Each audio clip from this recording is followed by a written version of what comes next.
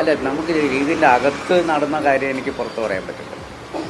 ഞങ്ങൾ ലീഗിൻ്റെ അകത്ത് എടുക്കുന്ന ചർച്ചകളുണ്ടാവും. ചർച്ചകളുടെ അന്തിമമായി എടുക്കുന്ന തീരുമാനം എനിക്ക് പുറത്തു പറയാനുള്ള അവകാശമുണ്ട്.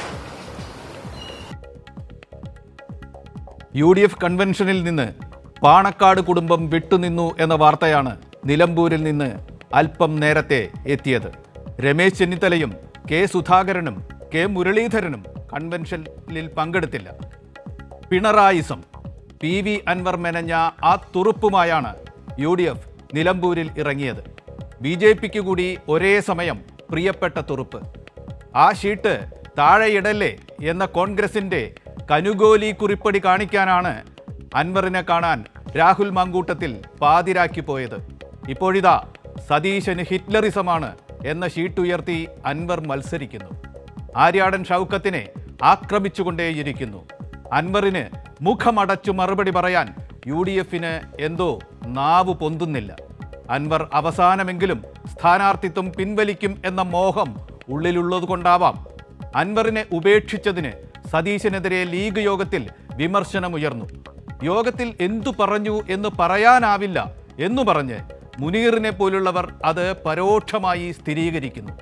അൻവറിനെ പിണക്കിയതിനെതിരെ ഹമീദ് മാസ്റ്ററെ പോലുള്ള ലീഗ് നേതാക്കൾ പരസ്യമായി രംഗത്തു വരുന്നു.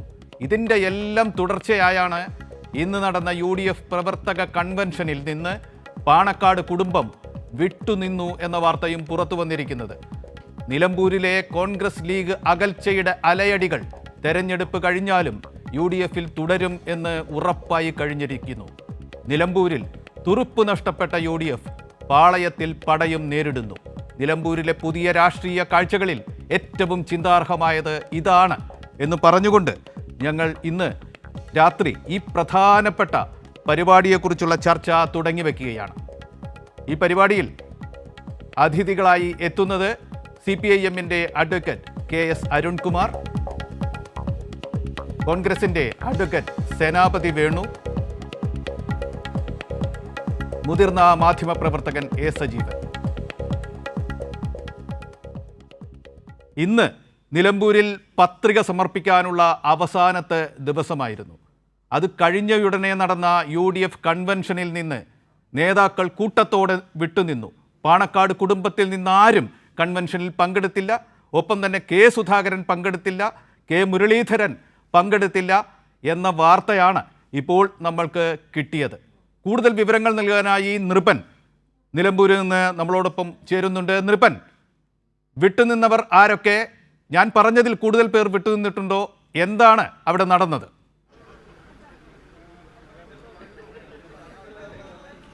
തീർച്ചയായും MBC UDFൻ്റെ പ്രധാനപ്പെട്ട നിലമ്പൂരിലെ നിർണായകമായ കൺവെൻഷൻ KC വേണുഗോപാൽ ഉദ്ഘാടനം ചെയ്ത കൺവെൻഷനിൽ സാദിഖലി തങ്ങളടക്കമുള്ള പ്രധാനപ്പെട്ട ലീഗ് തങ്ങൾ കുടുംബത്തിലെ ആരും പങ്കെടുത്തില്ല എന്നതാണ് ഏറെ ശ്രദ്ധേയമായ കാര്യം. അത് വലിയ വിവാദത്തിലേക്ക് പോവുകയും ചെയ്തു. തങ്ങൾ കുടുംബത്തിൽ നിന്ന് ആരും പങ്കെടുത്തില്ല.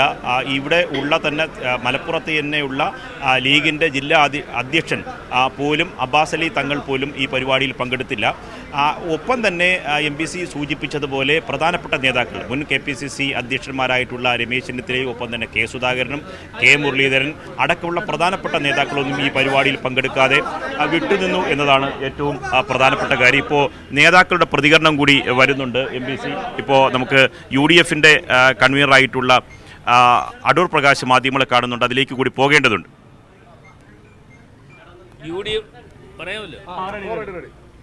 UDFൻ്റെ ആദ്യത്തെ യോഗം ഇന്ന് ഇവിടെ കൂടുകയുണ്ടായി. ഞങ്ങൾ വിശദമായി കാര്യങ്ങൾ ചർച്ച ചെയ്തു. കാര്യങ്ങൾ ചർച്ച ചെയ്തതിൻ്റെ അടിസ്ഥാനത്തിൽ തുടർന്നുള്ള ദിവസങ്ങളിൽ ഓരോ UDFൻ്റെ പാർട്ടി പ്രവർത്തകരും നേതാക്കന്മാരും ചെയ്യേണ്ട ജോലികളെക്കുറിച്ച് ഞങ്ങൾ വിശദമായി ചർച്ച ചെയ്യുകയും അതിൻ്റെ തീരുമാനങ്ങൾ കൈക്കൊള്ളുകയും ചെയ്തു.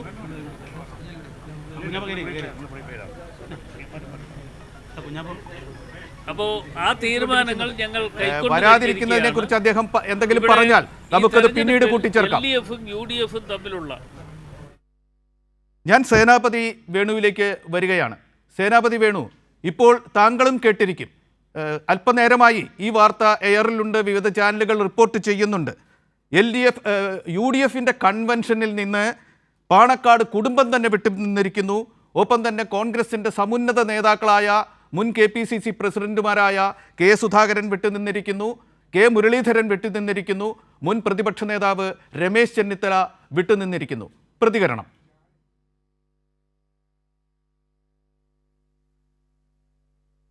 പാണക്കാട് കുടുംബത്തിൽ നിന്ന് ഞാൻ മനസ്സിലാക്കുന്നത് സാദിഖലി തങ്ങളും മുൻവറലി തങ്ങളും അവർ രണ്ടുപേരും ഹജ്ജ് തീർത്ഥാടനത്തിന്റെ ഭാഗമായി രാജ്യത്തില്ല എന്നാണ് ഞാൻ മനസ്സിലാക്കിയിട്ടുള്ളത്. അതുകൊണ്ടാണ് അവര് വരാതിരിക്കുന്നത്. ഇനി ആ കുടുംബത്തിൽ നിന്ന് ആരെങ്കിലും നിർബന്ധമായിട്ട് പങ്കെടുക്കണം എന്ന് പറയുന്നത് ഇത് ആരുടെയെങ്കിലും കല്യാണമോ അല്ലെങ്കിൽ ഏതെങ്കിലും രീതിയിലുള്ള സാമൂഹികമായിട്ടുള്ള ഒരു ആചാരത്തിന്റെ ഭാഗമായിട്ട് നടക്കുന്ന ഒരു പരിപാടിയല്ല. ഇത് UDFന്റെ കൺവെൻഷനാണ്. UDFന്റെ കൺവെൻഷനിൽ മുസ്ലിം ലീഗ് എന്ന പാർട്ടിയെ പ്രതിനിധീകരിച്ചുകൊണ്ട് അവരുടെ അഖിലേന്ത്യാ ജനറൽ സെക്രട്ടറി കുഞ്ഞാലിക്കുട്ടി സാഹിബും അതുപോലെ തന്നെ അവരുടെ പാർലമെന്റ് MP ആയ ശ്രീ അബ്ദുൾ വഹാബും അതുപോലെ തന്നെ ലോക്സഭ MP ആയ ശ്രീ അബ്ദുൾ സമദ് സമദാനിയും ഇവരെല്ലാം പങ്കെടുത്തു. അവരുടെ എല്ലാം ചിത്രങ്ങൾ നമ്മൾ കണ്ടതാണ്. പിന്നെ ഇനി പങ്കെടുക്കാത്തവരുടെ നിങ്ങൾ പറഞ്ഞത് ഒന്ന് കെ സുധാകരൻ, മുൻ KPCCയുടെ അധ്യക്ഷൻ. 2 ശ്രീ കെ മുരളീധരൻ, അദ്ദേഹവും മുൻ KPCCയുടെ അധ്യക്ഷൻ. 3 ശ്രീ രമേശ് ചെന്നിത്തല. ഞാൻ ചുമ്മാ തിരിച്ച് അങ്ങോട്ടൊരു കൗതുകത്തിന്റെ ഒരു ചോദ്യം ചോദിച്ചു കഴിഞ്ഞാൽ, ഇന്നലെ മുഖ്യമന്ത്രി പങ്കെടുത്ത ഇടതുപക്ഷത്തിന്റെ യോഗത്തിൽ MA ബേബി പങ്കെടുത്തില്ല. പാർട്ടിയുടെ അഖിലേന്ത്യാ ജനറൽ സെക്രട്ടറി എന്നുള്ള ന്യായീകരണം പറയാം. പക്ഷെ കേരളത്തിലെ ഏറ്റവും വലിയ നേതാവ്, ഇന്ത്യയിലെ തന്നെ കമ്മ്യൂണിസ്റ്റ് പാർട്ടിയുടെ ഏറ്റവും വലിയ നേതാവ് ശ്രീ MA ബേബിയാണ്. വേണമെങ്കിൽ ഒരു വാർത്തയ്ക്ക് വേണ്ടി നമുക്ക് പറയാം, ഇടതുപക്ഷത്തിന്റെ കൺവെൻഷനിൽ ശ്രീ MA ബേബി പങ്കെടുത്തിട്ടില്ല, അല്ലെങ്കിൽ പോളിറ്റി ബ്യൂറോയിൽ നിന്ന് കേരളത്തിലുള്ള ഇന്ന അംഗങ്ങൾ പങ്കെടുത്തിട്ടില്ല, ഇന്ന ആളുകൾ പങ്കെടുത്തു എന്ന് വേണമെങ്കിൽ ഒരു വാദത്തിന് വേണ്ടി നമുക്ക് പറയാം. ഒന്ന്, നമ്മൾ മനസ്സിലാക്കേണ്ടത് ഒരു തെരഞ്ഞെടുപ്പ് കൺവെൻഷൻ, ആ തെരഞ്ഞെടുപ്പ് കൺവെൻഷൻ ഉദ്ഘാടകൻ അത് അഖിലേന്ത്യാ കോൺഗ്രസ് കമ്മിറ്റിയുടെ ജനറൽ സെക്രട്ടറിയും സംഘടനാ കാര്യത്തിന്റെ ജനറൽ സെക്രട്ടറിയും, പിന്നെ ആ യോഗത്തിൽ കോൺഗ്രസിൽ നിന്ന് പ്രസംഗിക്കാനോ അല്ലെങ്കിൽ പങ്കെടുക്കാനോ കഴിയുന്ന ഒരാൾ പ്രതിപക്ഷ നേതാവ്. മുസ്ലിം ലീഗിന്റെ പ്രധാനപ്പെട്ട 1-2 നേതാക്കൾ, അഖിലേന്ത്യാ ജനറൽ സെക്രട്ടറിയും അല്ലെങ്കിൽ സംസ്ഥാനത്തു നിന്നുള്ള പ്രധാന നേതാക്കളും, പിന്നെ ഘടകകക്ഷികളുടെ നേതാക്കളും പരിപാടിയിൽ പങ്കെടുത്ത് ഒരു 2 മണിക്കൂറിനുള്ളിൽ നടക്കേണ്ട ഈ പരിപാടി, ആ പരിപാടിയിൽ മുൻ KPCC പ്രസിഡന്റുമാർ ആരെങ്കിലും പങ്കെടുക്കണമെന്നോ അങ്ങനെ പങ്കെടുക്കണമെന്നോ ഒരു നിർബന്ധവുമില്ല. ഇത് ഏതെങ്കിലും ഒരു പ്രത്യേക കാരണത്താൽ, രമേശ് ചെന്നിത്തല പറഞ്ഞിരിക്കുന്നത് അദ്ദേഹത്തിന്റെ മണ്ഡലത്തിൽ പരിപാടികൾ ഉണ്ടായിരുന്നു, മറ്റ് നേതാക്കൾ പല കാരണങ്ങളാൽ അവർ മാറിയിരിക്കുന്നു. അതല്ലാതെ ആരെങ്കിലും മനഃപൂർവ്വമായിട്ടോ അല്ലെങ്കിൽ ആരെങ്കിലും ഇതിൻ്റെ അകത്ത് വരാത്തതായിട്ടോ അങ്ങനെ ഒരാളും ഈ പരിപാടിയില്ല. കാരണം തെരഞ്ഞെടുപ്പ് കൺവെൻഷൻ എന്ന് പറയുന്നത് അതൊരു നിശ്ചിത എണ്ണം നേതാക്കൾ, താങ്കളുടെ മറുപടി കൃത്യമായ ഒരു വിശദീകരണമാണ്. പക്ഷേ അതേക്കുറിച്ച് മാധ്യമങ്ങൾ എന്ത് കരുതുന്നു, മാധ്യമപ്രവർത്തകർ എന്ത് കരുതുന്നു എന്നതുകൂടി ഇവിടെ പ്രധാനപ്പെട്ട ഒരു കാര്യമാണ്. ഇന്ന് വിവിധ ദൃശ്യമാധ്യമങ്ങളൊക്കെ തന്നെ ഈ വാർത്ത വലിയ വാർത്തയായി തന്നെ സംപ്രേഷണം ചെയ്തിരിക്കുകയാണ്. താങ്കൾ പറഞ്ഞതുപോലെ MA ബേബി LDF കൺവെൻഷന് എത്താതിരുന്നതുപോലെ ഒരു കാര്യമായി ഇവരാരും കരുതുന്നില്ല. സജീവൻ, അവിടെ ഉണ്ടായത് ഇപ്പോൾ നമ്മൾ പറയുന്ന സാഹചര്യത്തിൽ ആര്യാടൻ ഷൗക്കത്തിനെ അവിടെ സ്ഥാനാർത്ഥിയാക്കുമ്പോൾ തന്നെ അത് അന്തർസ്ഥിതമായ ചില പ്രശ്നങ്ങൾ ഉൾക്കൊള്ളുന്നു എന്ന് നിരീക്ഷകരൊക്കെ വിലയിരുത്തിയതാണ്. ആര്യാടൻ ഷൗക്കത്തും അദ്ദേഹത്തിൻ്റെ പിതാവും പാണക്കാട് കുടുംബവുമായുള്ള ബന്ധം എന്താണ് എന്ന് നമുക്ക് എല്ലാവർക്കും അറിയാം. ആ ഒരു സാഹചര്യത്തിൽ ഇവരാരും ഉണ്ടായിരുന്നില്ലെന്ന് മാത്രമല്ല, പാണക്കാട് കുടുംബത്തിൽ നിന്ന് ഒരാൾ പോലും വേദിയിലോ സദസ്സിലോ ഉണ്ടായിരുന്നില്ല എന്നാണ് വാർത്ത. ഒപ്പം തന്നെ ഇവർ തന്നെ VD സതീശനും KC വേണുഗോപാലും മാത്രം എന്ന നിലയ്ക്ക് ഒന്നാംകിട നേതാക്കളിൽ നിന്ന് സാന്നിധ്യം ചുരുങ്ങിപ്പോയി. ഈ പറഞ്ഞവരൊക്കെ കെ സുധാകരനും രമേശ് ചെന്നിത്തലയും കെ മുരളീധരനും വിട്ടുനിൽക്കുന്നൊരു സാഹചര്യം ഉണ്ടായി. ഇത് യാദൃച്ഛികം, എല്ലാവരും എത്തിച്ചേരേണ്ട ഒന്നല്ല എന്ന നിലയ്ക്കാണോ താങ്കളും വിലയിരുത്തുന്നത്? താങ്കൾ മലബാറിലെ മുതിർന്ന ഒരു മാധ്യമപ്രവർത്തകനാണ്. വളരെ വർഷങ്ങളായി, 4 പതിറ്റാണ്ടുകളുമായി പത്രപ്രവർത്തകൻ എന്ന നിലയ്ക്ക് തന്നെ ഈ മാധ്യമ ചലനങ്ങളൊക്കെ തന്നെ, ഈ രാഷ്ട്രീയ ചലനങ്ങളൊക്കെ തന്നെ ഉറ്റുനോക്കുന്ന ആളാണ്. താങ്കളുടെ വിലയിരുത്തൽ? സേനാപതി വേണൂടെ പറഞ്ഞ ഒരു കാര്യം അത് വെച്ച് തുടങ്ങാം. അദ്ദേഹം പറഞ്ഞത് ഇത് കല്യാണമൊന്നും അല്ലല്ലോ, ഒരാൾ പോകാൻ പറ്റിയില്ലെങ്കിൽ പകരക്കാരൻ അയക്കാന്നുള്ളത്.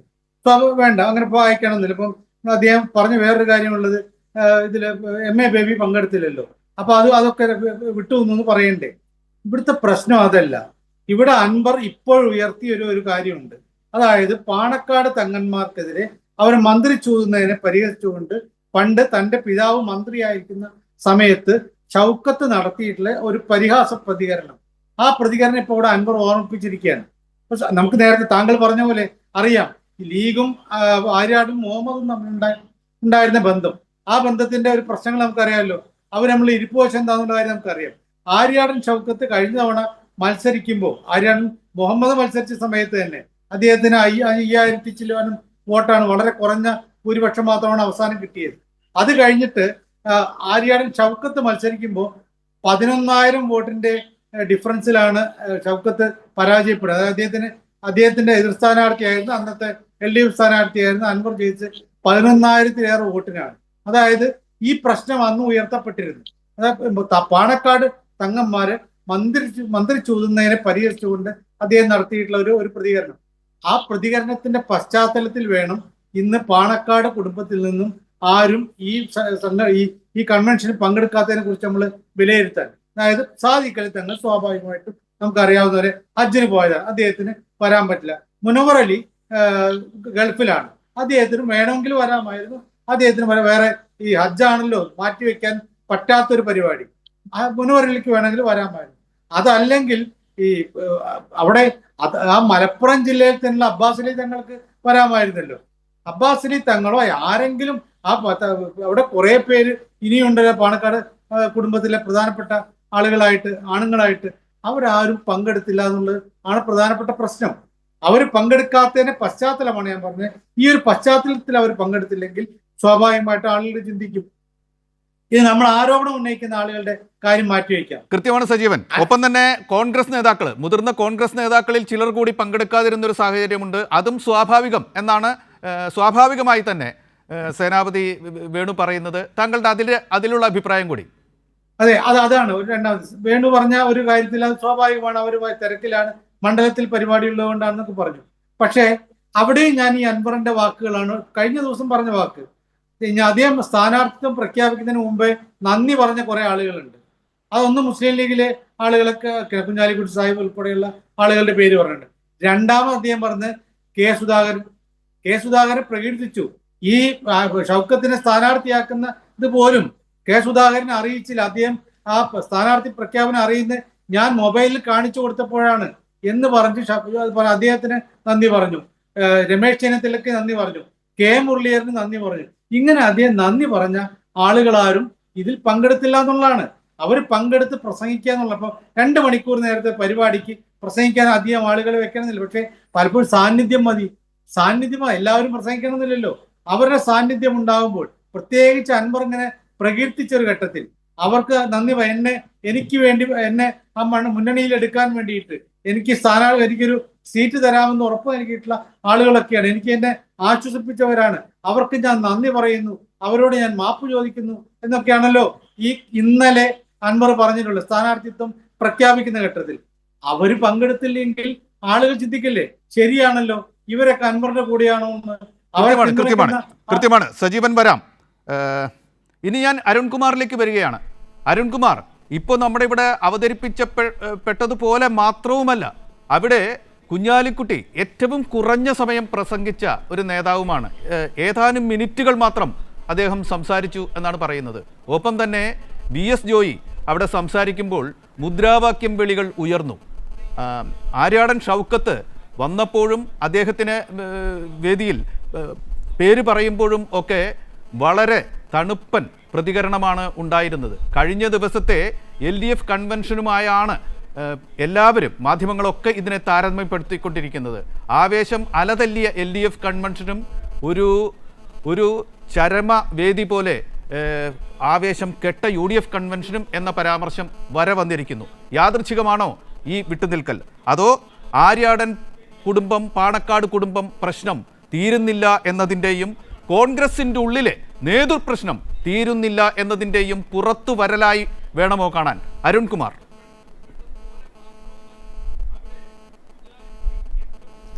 ഇവിടെ കഴിഞ്ഞ ഞായറാഴ്ച മെയ് മാസം 25-ാം തീയതിയാണ് തെരഞ്ഞെടുപ്പുമായി ബന്ധപ്പെട്ടുള്ള വാർത്തകൾ പുറത്തു വന്നത്. 26-ാം തീയതി തന്നെ CPM സംസ്ഥാന സെക്രട്ടറി പറഞ്ഞു, ഞങ്ങളുടെ സ്ഥാനാർത്ഥിയെ ഈ 30-ാം തീയതി വെള്ളിയാഴ്ച പ്രഖ്യാപിക്കുമെന്ന് പറഞ്ഞു. പിറ്റേ ദിവസം 27-ാം തീയതി ആയപ്പോഴേക്കും UDFിൻ്റെ സ്ഥാനാർത്ഥി വന്നു. അന്ന് ഉണ്ടായിരുന്ന ഒരു സാഹചര്യം മാധ്യമങ്ങളെ ഉപയോഗിച്ചുകൊണ്ടും സോഷ്യൽ മീഡിയ ഉപയോഗിച്ചുകൊണ്ടും CPMനെ അപലപിക്കാനും അതുപോലെ തന്നെ CPMന്റെ നേതാക്കന്മാരെ അപകീർത്തിപ്പെടുത്താനും ആക്ഷേപഹാസ്യം എന്ന രൂപത്തിൽ ഏറ്റവും തെറ്റായ പ്രവണത കാണിക്കുവാനുമെല്ലാം കോൺഗ്രസ്സുകാർ തുടങ്ങി വച്ച ഒരു തെരഞ്ഞെടുപ്പ് പ്രക്രിയ നമ്മുടെ മുന്നിലുണ്ട്. സാധാരണ തെരഞ്ഞെടുപ്പുകളിലൊന്നും കാണാത്ത തരത്തിൽ ഒരു മുന്നണിക്ക്, ഒരു പാർട്ടിക്ക് തൻ്റെ സ്ഥാനാർത്ഥിയെ നിശ്ചയിക്കാൻ സ്വാഭാവികമായിട്ടും എടുക്കുന്ന സമയം പോലും അനുവദിക്കാതെ M. സ്വരാജ് ഇവിടെ മത്സരിക്കാൻ ധൈര്യമുണ്ടോ, OLXൽ പോയി സ്ഥാനാർത്ഥിയെ അന്വേഷിക്കുന്നു, നേതാക്കന്മാരെ വ്യക്തിപരമായിട്ട് ആക്ഷേപിക്കുന്ന പ്രസ്താവനകളെല്ലാം നടത്തിക്കൊണ്ട് UDFിന്റെ പല നേതാക്കന്മാരും രംഗത്ത് വന്നത് നമ്മുടെ മുന്നിലുണ്ട്. IMAയോട് പറയണം, ഏത് CPMന്റെ സ്ഥാനാർത്ഥികൾ പല ഡോക്ടർമാരെ നിശ്ചയിച്ച് അവരെ വഴിയാധാരമാക്കിയാണ് എന്ന് പറഞ്ഞ് പ്രസ്താവന നടത്തിയ നേതാക്കന്മാരെയും നമ്മൾ കണ്ടു. പക്ഷെ 30-ാം തീയതി LDFിന്റെ സ്ഥാനാർത്ഥിയെ പ്രഖ്യാപിച്ചു. കൃത്യമായിട്ടുള്ള പ്രഖ്യാപനം, അതിനുശേഷം മണ്ഡലത്തിലാകെ വലിയ പ്രകടനങ്ങൾ. 31-ാം തീയതി നമ്മുടെ സ്ഥാനാർത്ഥി M. സ്വരാജിന്റെ ഏറ്റവും വലിയ മാസ് എൻട്രി. പിറ്റേ ദിവസം നോമിനേഷൻ കൊടുക്കൽ, ഇലക്ഷൻ കൺവെൻഷൻ, ഇന്ന് നോമിനേഷൻ കൊടുക്കൽ. ചിട്ടയായിട്ടുള്ള പ്രവർത്തനങ്ങളുമായിട്ട് LDF മുന്നോട്ട് പോകുന്നു. UDFുമായി ബന്ധപ്പെട്ടുകൊണ്ട് നമുക്കറിയാം, പകല് വാതിൽ കൊട്ടിയടയ്ക്കും, ശ്രീ അൻവറിന്റെ വാതിൽ കൊട്ടിയടയ്ക്കും, വൈകുന്നേരം പറ്റി രഹസ്യമായി തലയിൽ തുണിയിട്ട് പോയി ചർച്ച നടത്തും, കാലുപിടിക്കും. അത്തരം കാര്യങ്ങളെല്ലാം മാധ്യമങ്ങൾ പുറത്തു കൊണ്ടുവന്നു. വളരെ സജീവമായിട്ടുള്ള ചർച്ചയായി ഇത് മാറി. അത്തരത്തിൽ ചർച്ച നടത്തിയ MLA വരെ തള്ളിപ്പറയുന്ന വർത്തമാനം പ്രതിപക്ഷ നേതാവിന്റെ ഭാഗത്തുനിന്നുണ്ടെങ്കിലും ഒരു നടപടിയും എടുക്കുന്നില്ല, ഞാൻ അദ്ദേഹത്തെ ഉപദേശിക്കുന്നുണ്ട് എന്ന രൂപത്തിലാണ് പറഞ്ഞത്. ഇന്നിപ്പോൾ കൺവെൻഷനിലേക്ക് പോയി UDF. നമുക്കറിയാം, ആ കൺവെൻഷനിൽ ഉണ്ടായിട്ടുള്ള സാഹചര്യങ്ങളൊക്കെ മാധ്യമങ്ങൾ കൃത്യമായി റിപ്പോർട്ട് ചെയ്തു. ഏറ്റവും പ്രമുഖരാരും പങ്കെടുക്കുന്നില്ല. അപ്പോൾ രമേശ് ചെന്നിത്തല മുൻ പ്രതിപക്ഷ നേതാവാണ്, K. സുധാകരൻ മുൻ KPCC പ്രസിഡന്റാണ്, ഇപ്പോൾ K. മുരളീധരൻ അടക്കമുള്ളവർ ഇത്തരത്തിൽ തെരഞ്ഞെടുപ്പ് പ്രവർത്തനത്തിന് നേതൃത്വം കൊടുത്തുകൊണ്ട് നിൽക്കുന്ന നേതാക്കന്മാരാണ്. അവരാരും ഈ കൺവെൻഷന്റെ ഭാഗമായിട്ട് വരുന്നില്ല. ഏറ്റവും പ്രധാനപ്പെട്ട മലപ്പുറത്ത് നടക്കുന്ന ഒരു തെരഞ്ഞെടുപ്പിൽ തങ്ങൾ കുടുംബം, അതിൻ്റെ ഏറ്റവും ഉത്തരവാദിത്തപ്പെട്ടവർ അല്ലെങ്കിൽ അതിൻ്റെ റെപ്രസെൻറ്റേറ്റീവ് ഏറ്റവും പ്രധാനപ്പെട്ട വ്യക്തിത്വം തന്നെയാണ്. അവരാരും പങ്കെടുക്കുന്നില്ല. നമുക്കറിയാം, അതിൻ്റെ പ്രസംഗം കാര്യങ്ങളുമെല്ലാം LDFനെ ആക്രമിക്കുവാനും ഇടതുപക്ഷ ജനാധിപത്യ മുന്നണിയുടെ ഭരണ നേട്ടങ്ങളെ ഇകഴ്ത്താനും വേണ്ടി സ്ഥിരമായി നടത്തിക്കൊണ്ടിരിക്കുന്ന ചില ആരോപണങ്ങൾ ഉന്നയിച്ചു എന്നല്ലാതെ ഒരു രാഷ്ട്രീയ വിഷയവും ഉയർത്തുവാൻ UDFന് കഴിഞ്ഞിട്ടില്ല. അവിടെ പ്രസംഗിച്ച നേതാക്കന്മാർക്കും കഴിഞ്ഞിട്ടില്ല. ഇപ്പോൾ ഈ മണ്ഡലം ചർച്ച ചെയ്യുന്ന ഏറ്റവും ഗൗരവമായിട്ടുള്ള ഒരു രാഷ്ട്രീയ വിഷയം വനം വന്യജീവി ആക്രമണമാണ്. വയനാട് മണ്ഡലത്തിന്റെ ഭാഗമാണ് ഈ നിലമ്പൂർ മണ്ഡലം. കഴിഞ്ഞ ലോക്സഭാ തെരഞ്ഞെടുപ്പ് 2019 നടക്കുമ്പോൾ സാക്ഷാൽ രാഹുൽ ഗാന്ധി തന്നെയാണ് ആ തെരഞ്ഞെടുപ്പിൽ UDFന്റെ സ്ഥാനാർത്ഥിയായി മത്സരിച്ചത്. അദ്ദേഹത്തിന്റെ പ്രകടന പത്രികയിൽ ഏറ്റവും പ്രാധാന്യത്തോടെ പ്രസിദ്ധീകരിച്ചത്, ഞാൻ ജയിച്ചു കഴിഞ്ഞാൽ വന്യജീവി ആക്രമണം തടയാൻ വേണ്ടിയിട്ടുള്ള നടപടികൾ സ്വീകരിക്കാൻ പാർലമെന്റിൽ ഏറ്റവും കാര്യക്ഷമമായിട്ട് പ്രവർത്തിക്കും, നിയമനിർമ്മാണം നടത്തും, ഇടപെടൽ നടത്തും എന്ന രൂപത്തിലാണ്. അദ്ദേഹം വലിയ ഭൂരിപക്ഷത്തിൽ ജയിച്ചു. ഒരു ഘട്ടത്തിൽ പോലും ഒരു പ്രമേയം അവതരിപ്പിക്കുകയോ അവിടുത്തെ വന്യജീവി ആക്രമണത്തിന്റെ ഗൗരവമായിട്ടുള്ള സാഹചര്യം പാർലമെന്റിനെ ബോധ്യപ്പെടുത്തുകയോ ചെയ്ത സാഹചര്യമില്ല. 2024 ലോക്സഭാ തെരഞ്ഞെടുപ്പിലും അതേപോലെ അദ്ദേഹം വീണ്ടും തെരഞ്ഞെടുപ്പിൽ മത്സരിക്കുമ്പോൾ ഇതേ പ്രകടന പത്രികയിലെ വാചകങ്ങൾ ആവർത്തിക്കുന്നതാണ് നാം കണ്ടത്. 2-3 മാസം കഴിഞ്ഞ് അദ്ദേഹം രാജിവെച്ചു. പിന്നീട് പ്രിയങ്ക ഗാന്ധി മത്സരിച്ചു. അപ്പോഴും ഇതേ പ്രകടന പത്രികയിലെ വാചകങ്ങൾ അതേപോലെ ആവർത്തിച്ചു. ഏറ്റവും ഗൗരവമായി അവിടുത്തെ ജനങ്ങൾ ചർച്ച ചെയ്യപ്പെടുന്ന വിഷയത്തിൽ ഒരു തരത്തിലും UDFന് ഒന്നും ചെയ്യാൻ കഴിഞ്ഞില്ലെന്നും ഈ നിയമം കൊണ്ടുവന്നത് UDF ആണ്, അമെൻമെന്റ് വരുത്തി UDF ആണ്, കേന്ദ്ര നിയമനിർമ്മാണത്തിൽ മാറ്റം വരുത്താതെ സംസ്ഥാന ഗവൺമെന്റിന് അതിൽ ഇടപെടാൻ കഴിയില്ല എന്നുള്ള സാഹചര്യം കൃത്യമായി ജനങ്ങൾക്ക് ബോധ്യമുള്ളതാണ്. പക്ഷെ അത്തരം സാഹചര്യങ്ങളിൽ പോലും തെറ്റായിട്ടുള്ള പ്രചരണം നടത്തി സംസ്ഥാന ഗവൺമെന്റിനെ കുറ്റപ്പെടുത്താൻ വേണ്ടിയിട്ടുള്ള മാർഗമായിട്ടാണ് ഇപ്പോൾ ഇന്ന് നടത്തിയ പ്രസംഗങ്ങളിലെല്ലാം ഇപ്പോൾ നമുക്ക് കാണാൻ കഴിയുന്നത്. UDFിലുള്ള സംഘർഷങ്ങൾ ഓരോ ദിവസവും ശക്തിപ്പെടുന്നതും തെരഞ്ഞെടുപ്പ് പ്രവർത്തനത്തെ അത് ബാധിക്കുന്നതും വലിയ രൂപത്തിൽ വെല്ലുവിളിച്ച് ആക്ഷേപഹാസ്യം ഉന്നയിച്ച് CPMനെ വെല്ലുവിളി നടത്തിയവരെല്ലാം ഇപ്പം മാളത്തിൽ ഒളിക്കുന്ന ഒരു കാഴ്ച നാം കാണുകയാണ്. ആ മണ്ഡലത്തിൽ കഴിഞ്ഞ 9 കൊല്ലമായി LDF സർക്കാരിന്റെ നേതൃത്വത്തിൽ നടന്ന വികസന പ്രവർത്തനങ്ങൾ തന്നെയാണ് അവിടെ ജനങ്ങൾ ചർച്ച ചെയ്യുന്നത്. അതിന് തുടർച്ച വേണം. മലയോര ഹൈവേയും അതുപോലെ തന്നെ സ്കൂളുകൾ ഹൈടെക്കായി മാറിയതും നിരവധി വികസന പ്രവർത്തനങ്ങൾ ഗൗരവത്തോടെ ചർച്ച ചെയ്യുന്നു. കഴിഞ്ഞ വർഷം തന്നെ ഏകദേശം 2000 കോടി രൂപയുടെ വികസന പ്രവർത്തനങ്ങളാണ് നടന്നത്. 23 വലിയ റോഡുകൾ, ആ റോഡുകൾക്ക് വേണ്ടി ഏകദേശം 291 കോടി രൂപയാണ് ചെലവഴിച്ചത്. 10 മനോഹരമായിട്ടുള്ള വലിയ പാലങ്ങൾ 82 കോടി രൂപയാണ് അതിനുവേണ്ടി ചെലവഴിച്ചത്. മഹാകെട്ടിടങ്ങൾ, അതുപോലെ തന്നെ നിരവധി സ്കൂളുകൾ നവീകരിച്ചതും ആദിവാസി ഊരുകളിൽ സമ്പൂർണ്ണ വൈദ്യുതിവൽക്കരണം നടത്തിയതും അതുപോലെ മുഖ്യമന്ത്രിയുടെ ദുരിതാശ്വാസ നിധിയിൽ നിന്ന് കൃത്യമായിട്ട് പണം വിതരണം ചെയ്തതും മലയോര ഹൈവേയും പ്രളയ സഹായവുമെല്ലാം ഗൗരവത്തോടെ ജനങ്ങൾ ചർച്ച ചെയ്യുകയാണ്. അതുകൊണ്ട് ഈ തെരഞ്ഞെടുപ്പിൽ LDFന്റെ സ്ഥാനാർത്ഥി സഖാവ് M സ്വരാജിന്റെ വിജയം ഉറപ്പിക്കുന്ന തരത്തിൽ വളരെ കുറച്ച് ദിവസം കൊണ്ട് തന്നെ ആ തെരഞ്ഞെടുപ്പ് പോരാട്ടത്തിൽ LDFന് ബഹുദൂരം മുന്നിലെത്താൻ കഴിഞ്ഞിരിക്കുന്നു. വളരെ ആത്മവിശ്വാസത്തോടെയാണ് ഞങ്ങൾ പോയിക്കൊണ്ടിരിക്കുന്നത്. കാരണം അവിടെ ഈ വികസന പ്രക്രിയയുടെ ഭാഗമായി ഞങ്ങൾ കൊടുത്ത ആ പ്രോഗ്രസ് റിപ്പോർട്ട് ഗൗരവത്തിൽ ജനങ്ങൾ ചർച്ച ചെയ്താൽ ഏറ്റവും ഗംഭീരമായിട്ടുള്ള വിജയം LDFന് കിട്ടും, ഒരു സംശയമില്ല. അരുൺകുമാർ വരാം. സേനാപതി വേണു, ഞാൻ താങ്കളിലേക്ക് വരികയാണ്. ഇന്നവിടെ കൺവെൻഷനിലും ആ മണ്ഡലത്തിൽ ഊന്നിയുള്ള കാര്യങ്ങളിലുള്ള ഒരു പ്രസംഗങ്ങളല്ല നടന്നത്. അവിടെ ഉയർന്ന വാദങ്ങൾ പോലും പൂരം കലക്കി BJPയെ വിജയിപ്പിച്ചു. ക്ഷേമ പെൻഷൻ എന്ന് പറയുന്ന അത് ഒരു കൈക്കൂലിയാണ് എന്ന മട്ടിലുള്ള പരാമർശങ്ങൾ KC വേണുഗോപാലിൽ നിന്നുണ്ടായി. അതുപോലെ കണത്തിൻ്റെയും കള്ളപ്പണത്തിൻ്റെയും നാടെന്ന് മലപ്പുറത്തെ അപമാനിച്ചു മുഖ്യമന്ത്രി എന്നും അദ്ദേഹം പരാമർശിക്കുകയുണ്ടായി. VD സതീശൻ പറഞ്ഞത് ദേശീയ പാതയിൽ നടന്നത് കോടികളുടെ അഴിമതി. അങ്ങനെയുള്ള ജനറലായിട്ടുള്ള അടികളാണ് ഉണ്ടായത്. പക്ഷേ ഇന്ന് ഇത്തരത്തിലുള്ളൊരു നേതാക്കൾ, വലിയ നേതാക്കൾ അവിടെ എത്തുമ്പോൾ പറയേണ്ടിയിരുന്നൊരു കാര്യമുണ്ട്. UDFൻ്റെ സ്ഥാനാർത്ഥിക്കെതിരെ മുൻ MLA സ്ഥാനാർത്ഥി കൂടിയാണ് അദ്ദേഹം, വളരെ കടുത്ത ആക്രമണങ്ങളാണ് നടത്തിയത്. VV പ്രകാശിൻ്റെ മരണത്തിൽ ആഘോഷിച്ചു ഇപ്പോഴത്തെ സ്ഥാനാർത്ഥി എന്ന് അദ്ദേഹം കുറ്റപ്പെടുത്തി. അദ്ദേഹം അവിടെ പാട്ടുമേളയ്ക്ക് വേണ്ടി പിരിവുകൾ നടത്തുന്നു, അതുകൊണ്ട് വ്യാപാരികളും വ്യവസായികളുമൊക്കെ അസ്വസ്ഥരാണ് എന്നതുപോലുള്ള പരാമർശം നടത്തി. ഇതിനൊക്കെ മുഖമടച്ചുള്ളൊരു മറുപടി അതും ഉണ്ടായില്ല. അപ്പോൾ സ്വന്തം സ്ഥാനാർത്ഥിക്ക് വേണ്ടി പറയുന്നില്ല, ആ മണ്ഡലത്തിന് വേണ്ടി പറയുന്നില്ല, സ്വന്തം സ്ഥാനാർത്ഥിക്കെതിരെ വന്ന ആക്രമണങ്ങൾക്ക് മറുപടി പറയുന്നില്ല എന്നൊരു തോന്നലാണ് പരക്കെ ഉണ്ടായത്. പകരം ചില രാഷ്ട്രീയ നിർമ്മിതികൾ, ഈ മാധ്യമ വാർത്തകളിലൂടെയൊക്കെ കിട്ടിയ ചില കാര്യങ്ങൾ ബോംബുകൾ പോലെ, അമിട്ടുകൾ പോലെ പൊട്ടിക്കുന്ന ഒരു സ്ഥിതി മാത്രം ഉണ്ടായി. ഒരു ശരിയായ രാഷ്ട്രീയ പ്രചാരണത്തിൻ്റെ ട്രാക്കിലാണോ UDF?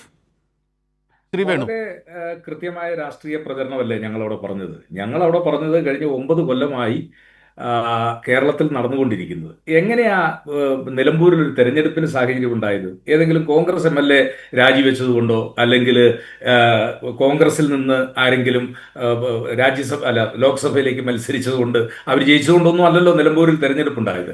9 കൊല്ലം ഇടതുപക്ഷത്തിലുണ്ടായിരുന്ന ഒരാള് കഴിഞ്ഞ ജാനുവരി മാസം 13-ാം തീയതി അദ്ദേഹം പിണറായിസത്തിനെതിരെ പറഞ്ഞുകൊണ്ടാണ് അവിടെ മത്സര രംഗത്ത് വന്നത്, തെരഞ്ഞെടുപ്പിലുണ്ടായത്. ഞാൻ അതിനു മുമ്പ് 2 ആളുകൾ പറഞ്ഞ കാര്യങ്ങൾക്ക് ചെറിയൊരു മറുപടി. ഒന്ന്, ഈ പാണക്കാട്ട് കുടുംബത്തിൽ നിന്ന് ആരും വന്നില്ല എന്ന് സജീവൻ സാർ, ആ നാട്ടുകാരനാണ്, അദ്ദേഹത്തിന് അറിയാം. ഞാൻ അദ്ദേഹത്തോട് പറയുന്നു, അവിടെ നടക്കുന്ന ഒരു പ്രോട്ടോകോൾ മീറ്റിംഗ് ആണ്. ആ പ്രോട്ടോകോൾ മീറ്റിംഗിൽ KPC പ്രസിഡന്റ്, പ്രതിപക്ഷ നേതാവ്, മുസ്ലിം ലീഗിന്റെ ദേശീയ നേതാക്കൾ, MP-മാര് അവരൊക്കെ ഇരിക്കുന്ന വേദിയിൽ അന്ന് സൂചിപ്പിച്ച ആളുടെ പേര് അബ്ബാസ് അലി തങ്ങള് ഒരു പ്രോട്ടോകോൾ മീറ്റിംഗ് നടക്കുന്നിടത്ത്. അപ്പോൾ അവിടെ വരുന്നത് എന്താണ്? അബ്ബാസ് അലി തങ്ങൾ വന്നു, അദ്ദേഹത്തെ 2-ാം നിരയിലിരുത്തി, അല്ലെങ്കിൽ അബ്ബാസ് അലി തങ്ങൾ വന്നു, അദ്ദേഹത്തെ ആദ്യം പ്രസംഗിപ്പിച്ചു. അപ്പൊ PK കുഞ്ഞാലിക്കുട്ടിയെ അപമാനിച്ചു. ഇപ്പൊ ഇവിടെ സൂചിപ്പിച്ചു സാന്നിധ്യം കൊണ്ട് നേതാക്കന്മാരുണ്ടായാൽ മതി. അപ്പൊ പിന്നെ വരുന്നത് എന്താണ്? K സുധാകരൻ വന്നു, അദ്ദേഹത്തിന് പ്രസംഗിക്കാൻ അവസരം കൊടുത്തില്ല. K മുരളീധരൻ വന്നു, അദ്ദേഹത്തിന് പ്രസംഗിക്കാൻ അവസരം കൊടുത്തില്ല. ഇവരൊക്കെ മുൻ KPC പ്രസിഡന്റുമാരാണ്. ഇവരുടെയൊക്കെ കാലഘട്ടത്തിലും ഇവരുടെയൊക്കെ സമയത്ത് നടന്ന തെരഞ്ഞെടുപ്പിൽ ഇവരെല്ലാം പ്രസംഗിച്ചിട്ടുണ്ട്. ഇപ്പൊ KPCC പ്രസിഡന്റ് സണ്ണി ജോസഫാ. ഇപ്പോ പ്രതിപക്ഷ നേതാവ്, മുൻ പ്രതിപക്ഷ നേതാവല്ല, ഇപ്പോഴത്തെ പ്രതിപക്ഷ നേതാവ് VD സതീശനാണ്. ആ പ്രോട്ടോകോളിൽ നേതാക്കന്മാർ വരികയും അവർ പ്രസംഗിക്കുകയും അവർ സംസാരിക്കുകയും ഒക്കെ ചെയ്തു. പിന്നെ ഡോക്ടർ ചന്ദ്രശേഖരൻ ചോദിച്ച ചോദ്യത്തിലേക്ക് ഞാൻ വരികയാണ്. ചന്ദ്രശേഖരൻ ആദ്യം പറഞ്ഞത് തന്നെ വളരെ വസ്തുതാപരമായ ഒരു തെറ്റാണ്. കാരണം ഇന്നത്തെ UDFന്റെ കൺവെൻഷൻ ഇന്നലെ നടന്ന ഇടതുപക്ഷ കൺവെൻഷനേക്കാൾ ഏതാണ്ട് ഇരട്ടി ആളുകളും ഇരട്ടി ആവേശത്തോടു കൂടി എന്നാണ് പല മാധ്യമങ്ങളും റിപ്പോർട്ട് ചെയ്തിരിക്കുന്നത്. ഇനി നിങ്ങൾക്ക് സന്തോഷമായിട്ട് അവിടെ ആളുണ്ടായില്ല എന്ന് പറയാം, എനിക്ക് ആ കാര്യത്തിൽ തർക്കമൊന്നുമില്ല.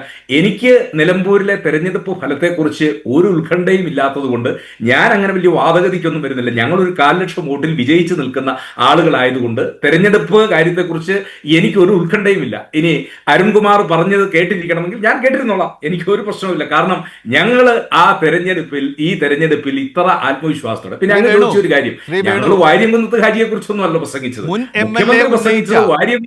MLA ഇപ്പോഴത്തെ സ്ഥാനാർത്ഥിയെ കുറിച്ച്, UDF സ്ഥാനാർത്ഥിയെ കുറിച്ച് ഉന്നയിച്ച കടുത്ത ആരോപണങ്ങൾക്ക് ഒരു മറുപടി പറയാൻ പോലും ആ മീറ്റിംഗിലോ അല്ലാതെയോ കടുത്തൊരു മറുപടി ആ മണ്ഡലത്തിലെ ജനങ്ങളോട് പറയാനുള്ളൊരു ബാധ്യതയിൽ നിന്ന് ഒളിച്ചോടുന്ന ഒരു കാഴ്ചയാണ് കാണുന്നത്. എന്തുകൊണ്ട്? അവര് പരസ്പരം അവർ പരസ്പരം 2016 തെരഞ്ഞെടുപ്പിൽ അതിശക്തമായിട്ട് അങ്ങോട്ടും ഇങ്ങോട്ടും മത്സരിച്ച ആളല്ലേ. ഇവിടെ സജീവൻ സാർ പറഞ്ഞു 10,000 സംതിങ് വോട്ടുകൾക്ക് 11,504 വോട്ടിന്റെ ഭൂരിപക്ഷത്തിൽ അന്ന് വിജയിച്ചതാണ്. അവർ പരസ്പരം അന്ന് ഒരുപാട് ആരോപണങ്ങൾ അങ്ങോട്ടും ഇങ്ങോട്ടും പ്രത്യാരോപണങ്ങളും ഒക്കെ കഴിഞ്ഞ ദിവസം ഉന്നയിച്ച ആരോപണം അദ്ദേഹം ഇടതുപക്ഷത്തായിരുന്നു കഴിഞ്ഞ 9 ആരോപണം വർഷക്കാലം. അദ്ദേഹം ഇപ്പം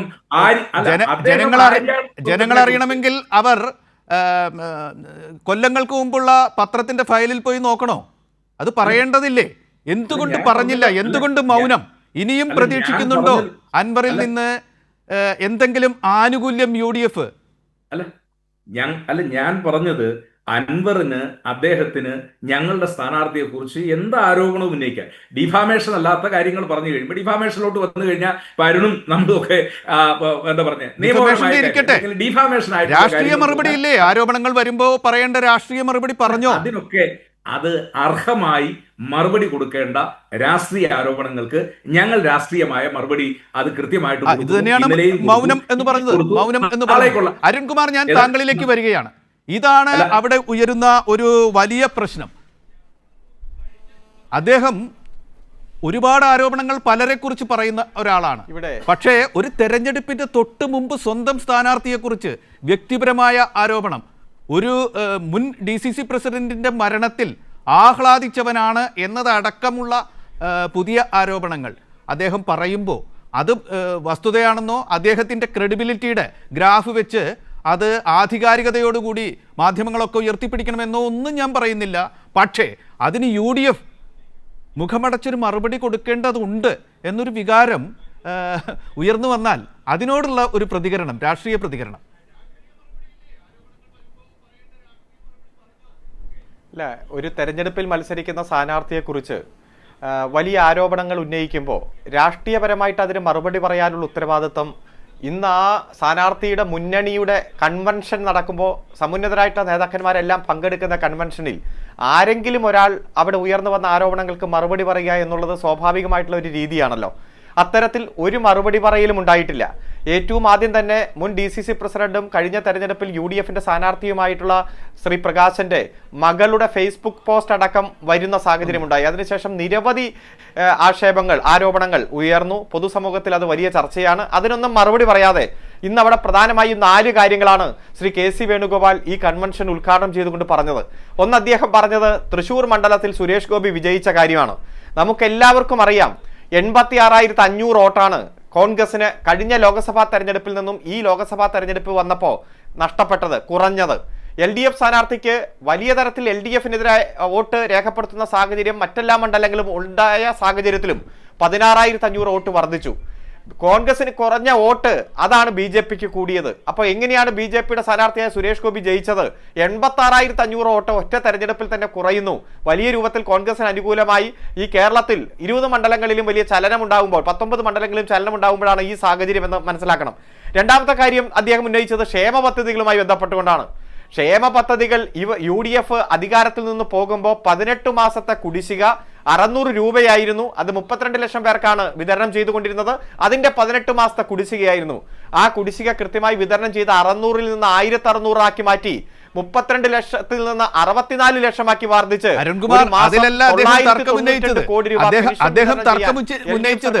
തെരഞ്ഞെടുപ്പിന് മുമ്പ് അത് കൊടുക്കുന്നു.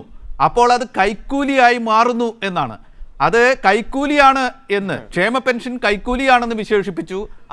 അത് വാങ്ങുന്ന നിസ്സഹായരായ മനുഷ്യരെ കൈക്കൂലി വാങ്ങുന്നവരായി ചിത്രീകരിച്ചു. അങ്ങനെയല്ലേ അതിൻ്റെ ഒരു സാമൂഹ്യ പ്രത്യാഘാതം ഉണ്ടാകുന്നത്? അരുൺകുമാർ അത് കാണുന്നില്ലേ? എന്നാൽ കൃത്യമായി ഈ തെരഞ്ഞെടുപ്പ് പ്രഖ്യാപിച്ചത് മെയ് മാസം 25-ാം തീയതിയാണല്ലോ. ശ്രീ അൻവർ രാജിവെച്ചത് തന്നെ 2025 ജനുവരി മാസമാണ്. ജനുവരി 13 എൻ്റെ ഓർമ്മ. അതിനും മാസങ്ങൾക്ക് മുമ്പ് റൂൾ 30 പ്രകാരം നിയമസഭയിൽ ചർച്ച നടക്കുമ്പോൾ എൻ്റെ ഗവൺമെന്റിന് ക്ഷേമ പെൻഷനിൽ കുടിശ്ശിക വരുത്താനുള്ള കാരണം ഇന്നതാണെന്നും 6 മാസത്തെ കുടിശ്ശികയായിട്ടുണ്ട് പെൻഷൻ എന്നും അത് സമയബന്ധിതമായി ഇന്ന മാസങ്ങളിൽ നടത്തി പൂർത്തീകരിക്കുമെന്നും ഓരോ മാസം കൊടുക്കുന്ന പെൻഷനോടൊപ്പം അഡീഷണലായി കുടിശ്ശികയുള്ള പെൻഷൻ കൂടി വിതരണം ചെയ്യുമെന്നും മാർച്ച് മാസത്തിൽ 2 മാസത്തെ കുടിശ്ശിക കൊടുക്കും, മെയ് മാസത്തിൽ 2 മാസത്തെ കുടിശ്ശിക കൊടുക്കും, അങ്ങനെ മെയ് അവസാനത്തോടെ ജൂൺ മാസത്തോടെ കുടിശ്ശിക പൂർണ്ണമായി വിതരണം ചെയ്തുകൊണ്ട് എൻ്റെ ഗവൺമെന്റ് ഈ തൊഴിലാളികൾക്കും കർഷകർക്കുമുള്ള പെൻഷൻ വിതരണത്തിൽ ഒരു പാകപ്പിഴയും വരുത്തില്ല, അതിനുള്ള സാഹചര്യങ്ങളെല്ലാം വിശദീകരിച്ചുകൊണ്ട് മുഖ്യമന്ത്രി മറുപടി പറഞ്ഞതാണ്. ഏതെങ്കിലും തരത്തിൽ തെരഞ്ഞെടുപ്പ് പ്രഖ്യാപിച്ചിട്ടല്ല കുടിശ്ശിക വിതരണം ചെയ്യാൻ തീരുമാനിച്ചത്, വളരെ നേരത്തെ തന്നെയാണ്. ഇവിടെ നമുക്കറിയാം 6 പേരെ എടുത്താൽ അതിലൊരാൾ പെൻഷൻ വാങ്ങിക്കുന്നവരാണ് ഈ കേരളത്തിൽ. 3.5 കോടി ജനസംഖ്യ, 64 ലക്ഷം പേർക്ക് പെൻഷൻ. അപ്പൊ അവരെ അപമാനിക്കുന്ന രീതിയാണ് ഇവിടെ ചെയ്തത്. മറ്റൊന്ന് പൂരം കലക്കിയതുമായി ബന്ധപ്പെട്ടുകൊണ്ട് ആരാണ് പ്രത്യേക വാഹനത്തിൽ പൂരം കലക്കാൻ വന്നത്, അർദ്ധരാത്രി ഇരുട്ടിന്റെ മറവിൽ അവിടെ വന്ന് ഇറങ്ങിയത്, അദ്ദേഹം തെരഞ്ഞെടുപ്പിൽ മത്സരിച്ച് ജയിച്ചത്, ഇതൊക്കെ നമ്മുടെ മുന്നിലുണ്ട്. അപ്പൊ വസ്തുതാവിരുദ്ധമായ ആരോപണങ്ങൾ തുടരെയായിട്ട്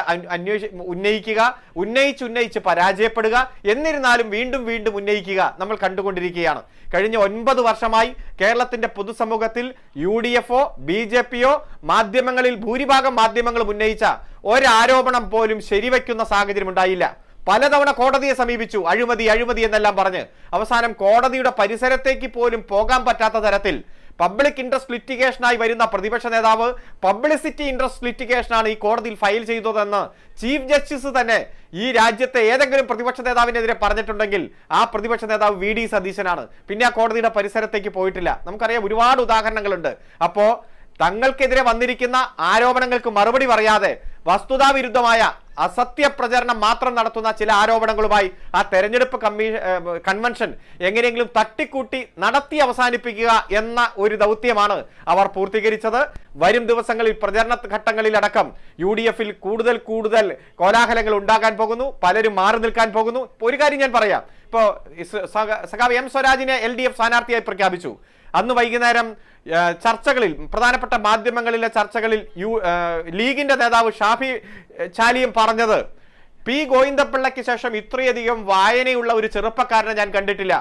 ഏതൊരു മണ്ഡലത്തിലുള്ള ആളുകളും M സ്വരാജിനെ കൂട്ട് ഒരാൾ സ്ഥാനാർത്ഥിയായിട്ട് വരാൻ ആഗ്രഹിക്കും എന്ന് പറഞ്ഞപ്പോൾ ആങ്കർ തന്നെ ഓർമ്മപ്പെടുത്തി, താങ്കൾ UDF-ന്റെ പ്രതിനിധിയായിട്ടാണ് ഈ ചർച്ചയിൽ വന്നിരിക്കുന്നത് എന്ന് ഓർമ്മപ്പെടുത്തുന്ന ഒരു സാഹചര്യം ഉണ്ടായി.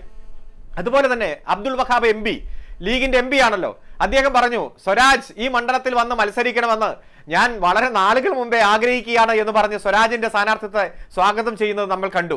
KM ഷാജിയോട് മാധ്യമപ്രവർത്തകർ ചോദിച്ചു, മറ്റു രാഷ്ട്രീയ പാർട്ടികളിൽ നിന്ന് ആരെങ്കിലും ലീഗിന്റെ ഭാഗമായിട്ട് വരിക എന്ന് സങ്കല്പിക്കുക, അങ്ങനെ ആരെങ്കിലും വരണമെന്ന് ഉണ്ടെങ്കിൽ താങ്കൾ ഏത് നേതാവിനെയാണ്? സാങ്കല്പികമായിട്ടുള്ള ചോദ്യമാണ്. ചാടി പറയുകയാണ് M സ്വരാജ്. അപ്പോൾ ഞാൻ സൂചിപ്പിച്ചത്, ആ മണ്ഡലത്തിൽ രാഷ്ട്രീയ ഭേദമന്യേ സ്വരാജിനെ സ്വാഗതം ചെയ്തു കഴിഞ്ഞു, ഹൃദയത്തിൽ സ്ഥാനം പിടിച്ചു കഴിഞ്ഞു. ആ മണ്ഡലത്തിലുള്ള ജനങ്ങൾ സ്വരാജിനെ വിജയിപ്പിക്കാൻ 100% തീരുമാനമെടുത്തുകൊണ്ട് രംഗത്തിറങ്ങിയിരിക്കുന്ന കാഴ്ചയാണ് നാം കണ്ടത്. അതുകൊണ്ട് വരും ദിവസങ്ങളിൽ UDF-ന്റെ ഈ കപട രാഷ്ട്രീയം, വ്യാജ പ്രചരണം, അതുപോലെ തന്നെ തെറ്റായിട്ടുള്ള മാർഗത്തിലുള്ള രാഷ്ട്രീയ പ്രചരണം, പകല് വാതിൽ കൊട്ടിയടച്ച് രാത്രി തലയിൽ തുണിയിട്ട് പോയി നടത്തുന്ന അധമ രാഷ്ട്രീയ പ്രവർത്തനം, അതുപോലെ വെല്ലുവിളി, അഹങ്കാരം, അധിക്ഷേപം, അടുത്ത കാലത്തായി യുവ നേതാക്കന്മാരെ ഉപയോഗിച്ചുകൊണ്ട്, സോഷ്യൽ മീഡിയ ഉപയോഗിച്ചുകൊണ്ട് ഈ കുറച്ച് റീച്ചും ലൈക്കും കിട്ടാൻ വേണ്ടി നടത്തിക്കൊണ്ടിരിക്കുന്ന തെറ്റായ രാഷ്ട്രീയ പ്രവണതകൾക്കെതിരായിട്ടുള്ള കനത്ത തിരിച്ചടി ഈ തെരഞ്ഞെടുപ്പിൽ കൊടുത്തുകൊണ്ട് തന്നെ സർഗാത്മകമായിട്ടുള്ള രാഷ്ട്രീയത്തിന് പൊതുസമൂഹത്തിൽ സ്ഥാനമുള്ളൂ എന്ന് പ്രഖ്യാപിക്കുന്ന തീരുമാനം ഈ വരുന്ന ജൂൺ മാസം 23-ാം തീയതി തെരഞ്ഞെടുപ്പ് റിസൾട്ടിലൂടെ വരുമെന്നതിൽ യാതൊരു സംശയമില്ല. ഞാൻ തിരിച്ചു വരാം. സജീവൻ, ഞാൻ താങ്കളിലേക്ക് വരികയാണ്. ഇപ്പോൾ അവിടെ അൻവർ മുൻ MLA സ്ഥാനാർത്ഥിയായി മത്സരിക്കുന്നുണ്ട് എന്ന് നമുക്കറിയാം. ഇപ്പോഴത്തെ ഘട്ടത്തിൽ അദ്ദേഹം പ്രസക്തനായ ഒരു സ്ഥാനാർത്ഥിയെയല്ല. കഴിഞ്ഞ ദിവസം തൻ്റെ കയ്യിൽ മത്സരിക്കാൻ പണമില്ല എന്ന് വിലപിച്ച അദ്ദേഹം ഇന്ന് മത്സരിക്കാൻ എത്തിയിട്ടുണ്ട് എന്നത് ഒരു സത്യമാണ്. ഒപ്പം തന്നെ അദ്ദേഹം ഇപ്പോൾ കൊടുക്കുന്ന ചിത്രം, താൻ സമാഹരിക്കാൻ ആഗ്രഹിക്കുന്ന വോട്ടുകൾ UDF-ന്റെ വോട്ടുകൾ കൂടിയാണ് എന്നൊരു മെസ്സേജ് അദ്ദേഹം കൃത്യമായി കൊടുക്കുന്നു. അദ്ദേഹം അന്തരിച്ച മുൻ DCC പ്രസിഡന്റ് VV പ്രകാശിൻ്റെ പേരിൽ വിലപിക്കുന്നു. പ്രകാശ് മരിച്ചപ്പോൾ ഇപ്പോഴത്തെ സ്ഥാനാർത്ഥി ആഹ്ലാദിക്കുകയായിരുന്നു അവിടെ നിന്ന് എന്ന് വളരെ അങ്ങനെയുള്ള ആരോപണങ്ങൾ വരെ പറഞ്ഞിട്ടുണ്ട്. പൊതുയോഗത്തിൽ മറ്റൊരു ഷർട്ട് ഇട്ട് കുളിച്ചൊരുങ്ങി വന്നു എന്നത് അനുശോചന യോഗത്തിൽ അതടക്കം പറയുന്നു. ഒപ്പം തന്നെ അദ്ദേഹത്തിനോട് അദ്ദേഹത്തിൻ്റെ വീട്ടിൽ പോയി, പ്രകാശിൻ്റെ വീട്ടിൽ പോയി വോട്ട് ചോദിക്കാൻ UDF സ്ഥാനാർത്ഥിക്ക് ധൈര്യമുണ്ടോ എന്ന് വെല്ലുവിളിക്കുന്നു. താൻ അങ്ങോട്ട് പോകും എന്ന് പറയുന്നു. അവരുടെ വോട്ട് സമാഹരിക്കാനുള്ള പ്രവർത്തനം നടത്തുന്നു എന്നൊരു സന്ദേശം കൊടുത്തിട്ട് പോലും അദ്ദേഹത്തിന് മുഖമടച്ചുള്ള മറുപടി ഇല്ല എന്നത് ഒരു രാഷ്ട്രീയ കൊടുക്കൽ വാങ്ങലുകളിൽ ഒരു സാധാരണമായ കാര്യമാണോ? എന്തുകൊണ്ട് UDF ഇങ്ങനെ മൗനം പാലിക്കുന്നു എന്നൊരു ചോദ്യം മാധ്യമപ്രവർത്തകരായ നമ്മളൊക്കെ പ്രസക്തമാണ് എന്ന് കരുതില്ലേ? സജീവൻ എന്ത് പറയുന്നു?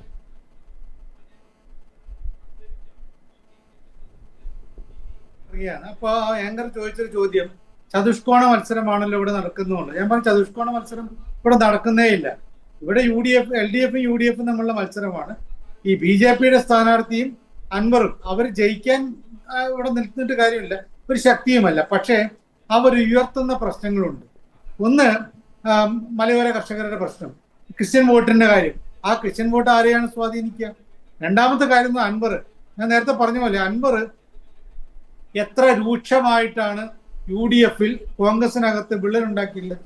ലീഗിനെ വളരെ പ്രകീർത്തിച്ചു. പാണക്കാട് സാദിഖ് അലി തങ്ങൾ ഉൾപ്പെടെയുള്ള ആളുകളെ അങ്ങേയറ്റം പ്രകീർത്തിക്കുന്നു, ഖുറാനിൽ നിന്നുള്ള ആയത്തുകൾ ഉദ്ധരിക്കുന്നു, ഇതൊക്കെ ചെയ്യുന്നുണ്ട്. അതേ സമയത്ത് അതിനേക്കാൾ ശക്തിയോട് കൂടിയിട്ട് VD സതീശിനെതിരെ പറയുന്നു, ഷൗക്കത്തിനെതിരെ പറയുന്നു. അതേപോലെ അസമയത്തിന് അദ്ദേഹം കോൺഗ്രസിലെ നേതാക്കന്മാരായിട്ടുള്ള ആളുകളെ കുറിച്ച് പറയുന്നു. പ്രകാശ്, താങ്കൾ പറഞ്ഞ പോലെ പ്രകാശിന്റെ മരണവുമായി ബന്ധപ്പെട്ട ഷൗക്കത്ത് കളിച്ച ചതിയെക്കുറിച്ച് പറയുന്നു. ഇന്ന് താങ്കൾ പറയാൻ മറന്നുപോയൊരു കാര്യം കൂടി സൂചിപ്പിക്കാം. VV പ്രകാശിന്റെ വീട്ടിലേക്ക് അൻവർ പോയി. ഇന്ന് അവിടെ പോയിട്ട് ബന്ധുക്കളെ സമാശ്വസിപ്പിക്കുകയും അവരുടെ കൂടെ നിൽക്കുകയും മകളോട് കൂടെ സംസാരിക്കുകയും ചെയ്തിട്ട് ഞാനിതാ പ്രകാശിന്റെ കുടുംബത്തോടൊപ്പമാണെന്ന് സ്ഥാപിക്കാൻ ശ്രമിക്കുന്നത്. അപ്പോൾ അൻവറിന് ചെയ്യാൻ പറ്റുന്ന കാര്യം എന്ന് പറയുന്നത് പരിക്കുണ്ടാക്കലാണ്. നമ്മളൊക്കെ നേരത്തെ വിചാരിച്ചത് അദ്ദേഹം LDF മാറിയിട്ട് പിന്നെ ഓരോരുത്തർക്കെതിരെ മാറി ആദ്യം പിണറായിന്റെ പിതൃതുല്യനാണെന്നൊക്കെ പറഞ്ഞു. പക്ഷെ പിന്നീട് അവസാനം പിണറായിസത്തെ കുറിച്ച് മരുമോനിസത്തെ കുറിച്ച് കുറെ കാര്യങ്ങൾ പറഞ്ഞല്ലോ. അപ്പൊ നമ്മൾ വിചാരിച്ച് പരിക്കുണ്ടാക്കാൻ പോകുന്നത് LDFനാണെന്ന്. പക്ഷെ ഇപ്പോ ഈ അദ്ദേഹം കഴിഞ്ഞ് സ്ഥാനാർത്ഥിത്വം പ്രഖ്യാപിക്കുന്ന ആ സമയത്ത് അദ്ദേഹം നടത്തിയുള്ള പ്രസംഗത്തിൽ പിണറായിക്കെതിരെ കാര്യമായിട്ടൊന്നും പറഞ്ഞില്ല. ഇടയ്ക്ക് പിണറായിസ് എന്ന് പറഞ്ഞു, സ്വരാജിനെതിരെ അതേപോലെ കുറഞ്ഞെന്തോ പറഞ്ഞു. അത് എന്താണ് ശബരിമല പ്രശ്നത്തിലെ അദ്ദേഹത്തിന്റെ നിലപാടും അത് മാത്രമാണ് പറഞ്ഞത്. പക്ഷേ അദ്ദേഹം അതിരൂക്ഷമായി പറഞ്ഞിട്ടുള്ളത് ഷൗക്കത്തിനെതിരെയാണ്. അതിനേക്കാൾ രൂക്ഷമായി പറഞ്ഞിട്ടുള്ളത് VD സതീശിനെതിരെയാണ്. അപ്പൊ ഇതിനൊക്കെ മറുപടി ഞാൻ നേരത്തെ പറഞ്ഞ വേണു ഉൾപ്പെടെയുള്ള കോൺഗ്രസ്സുകാർ മനസ്സിലാക്കേണ്ടത്, നിങ്ങളുടെ വോട്ടൊക്കെ നിങ്ങൾക്ക് കിട്ടണമെങ്കിൽ ആര്യാടൻ ജയിക്കുമ്പോ ഇല്ല, ഈ അൻവർ ജയിക്കുന്നുള്ള ഭീതിയൊന്നും എനിക്കില്ല. പക്ഷെ അൻവർ മാന്താൻ പോകുന്ന വോട്ടുകൾ, അൻവർ ശേഖരിക്കാൻ പോകുന്ന വോട്ടുകൾ നിങ്ങളുടെ വോട്ടുകൾ. അതിന് അദ്ദേഹം 5 കാരണങ്ങൾ പറഞ്ഞിട്ടുണ്ട്. ഒന്ന്, കോൺഗ്രസിനകത്ത് തന്നെ പ്രശ്നം ഉണ്ടാക്കി. സതീശനെ കുറ്റം പറയുന്നു. ഇവിടെ കെ സുധാകരൻ ചെന്നിത്തല ഉൾപ്പെടെയുള്ള ആളുകളെ പ്രകീർത്തിക്കുന്നു. അതേ സമയത്ത് പാണക്കാട് തങ്ങന്മാരെ പ്രകീർത്തിക്കുന്നു. അവരെ മോശമായി ചിത്രീകരിച്ചുകൊണ്ട് ഷൗക്കത്ത് പണ്ട് നടത്തിയുള്ള പ്രതികരണത്തെ കുറിച്ച് പറയുന്നു. മുസ്ലിം സമുദായത്തിനെതിരെ സിനിമ ഇറക്കിയിട്ടുള്ള 2 സിനിമകൾ ഇറക്കിയിട്ടുള്ള ആളാണെന്ന് പറയുന്നു. വ്യാപാരി വ്യവസായികളെ പിഴിഞ്ഞ് എന്താണ് അവിടെ പാട്ടോത്സവം നടത്തിയിട്ടുള്ള ആളാന്ന് പറയുന്നു. അങ്ങേയറ്റത്തെ കറപ്ഷൻ ഉള്ള ആളാന്ന് പറയും. ഇങ്ങനെ 4-5 ആരോപണങ്ങൾ പറയുമ്പോൾ ഞാൻ നേരത്തെ വേണു പറഞ്ഞ എല്ലാ സമയത്തും ആളുകൾ പങ്കെടുക്കാൻ പറ്റില്ല, അബ്ബാസിൽ തങ്ങൾ ആദ്യം പ്രസംഗിപ്പിച്ചാൽ പ്രശ്നമല്ലേ എന്നൊക്കെ പറഞ്ഞു. പക്ഷെ ഈ പാണക്കാട് തങ്ങന്മാരെ കുറിച്ച് ഒരു സംഭവം പറയുമ്പോൾ അത് തെറ്റാണ്. ഞങ്ങൾക്ക് ഷൗക്കത്തിനോട് ഒരു വിരോധവുമില്ല. ഷൗക്കത്ത് ഞങ്ങളുടെ സ്വന്തം മകനാണ്, അല്ലെങ്കിൽ ഞങ്ങളുടെ പ്രിയപ്പെട്ട ആളാണെന്ന് പറയേണ്ട ആരെങ്കിലും, ഒരു കുട്ടിയെങ്കിലും വന്നിട്ട് പറയേണ്ടത് കുഞ്ഞാലിക്കുട്ടിയല്ലല്ലോ പറയേണ്ടത്, പാണക്കാട് കുടുംബത്തിലെ ഒരു കുട്ടിയെങ്കിലും പറയണ്ടേ. അതേപോലെ ഈ കെ സുധാകരനൊക്കെ പ്രകീർത്തിക്കുകയും VD സതീശിനെ മോശമായി ചിത്രീകരിക്കുകയും ചെയ്യുമ്പോൾ അത് തെറ്റാണെന്ന് പറയാൻ മുൻ KPC പ്രസിഡന്റ് ആയാലും എന്തായാലും ഈ എന്റെ ഏറ്റവും പ്രിയപ്പെട്ട ആളാണെന്ന് അൻവർ പറഞ്ഞ സുധാകരൻ വരണ്ടേ, അല്ലെങ്കിൽ മുരളീധരൻ വരണ്ടേ, അൻവറിനെ പ്രകീർത്തിച്ചുകൊണ്ട് സംസാരിച്ച മുരളീധരൻ വരണ്ടേ, ചെന്നിത്തല വരണ്ടേ. ഇവരാരെങ്കിലും വന്നാലല്ലേ അവർക്ക് വിരോധമില്ല സതീശിനോടൊന്ന് സ്ഥാപിക്കാൻ പറ്റുള്ളൂ. ഇപ്പോ സതീശൻ ഇത്രയൊക്കെ പറഞ്ഞിട്ടും ഈ സുധാകരൻ എവിടെയെങ്കിലും പ്രതികരിച്ചായിട്ട് സതീശന് അനുകൂലമായിട്ട് പ്രതികരിച്ചായിട്ട് എനിക്കറിയില്ല. അപ്പൊ നഷ്ടപ്പെടാൻ സാധ്യതയുള്ള വോട്ടുകൾ കോൺഗ്രസിനകത്ത് നിന്ന്, മുസ്ലിം സമുദായത്തിനകത്ത് നിന്ന്, മുസ്ലിം ലീഗിനകത്ത് നിന്നൊക്കെ മാന്തിയെടുക്കാനുള്ള ശ്രമമാണിപ്പോൾ അൻവർ നടത്തുന്നത്. അത് സാധാരണ രീതിയിൽ അവിടെ UDFനൊക്കെ ഒരു വിജയം ഉണ്ടാവുമെന്നൊക്കെ ഞാൻ വിചാരിച്ചിരുന്നു. പക്ഷെ ഇപ്പോ വളരെ കൃത്യമാണ് അൻവർ മാന്തുന്ന എത്രമാത്രം. ഇന്ന് നോക്കിയിട്ട് അത്രയും വലിയൊരു ആഘാതം UDF സ്ഥാനാർത്ഥിക്ക് ഉണ്ടാവാനുള്ള സാധ്യത വളരെ കുറവ്. കാരണം അൻവർ തിരിച്ചു വരാം. സേനാപതി വേണു, ഞാൻ താങ്കളിലേക്ക് വരികയാണ്.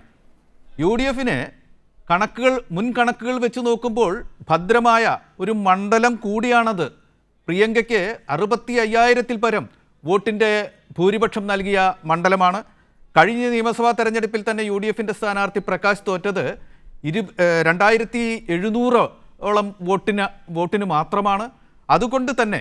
അതുകൊണ്ട് തന്നെ ഇത്തരത്തിലുള്ള ഏതെങ്കിലും എലിമെൻസിനെ പേടിക്കാതെ രാഷ്ട്രീയ നിലപാടുകളെടുത്ത് നല്ല തരത്തിലുള്ള തെരഞ്ഞെടുപ്പ് പ്രചാരണം നടത്തിക്കൊണ്ടു പോകാനുള്ള UDFന് ഉള്ള പിൻബലം അവിടെയുണ്ട്.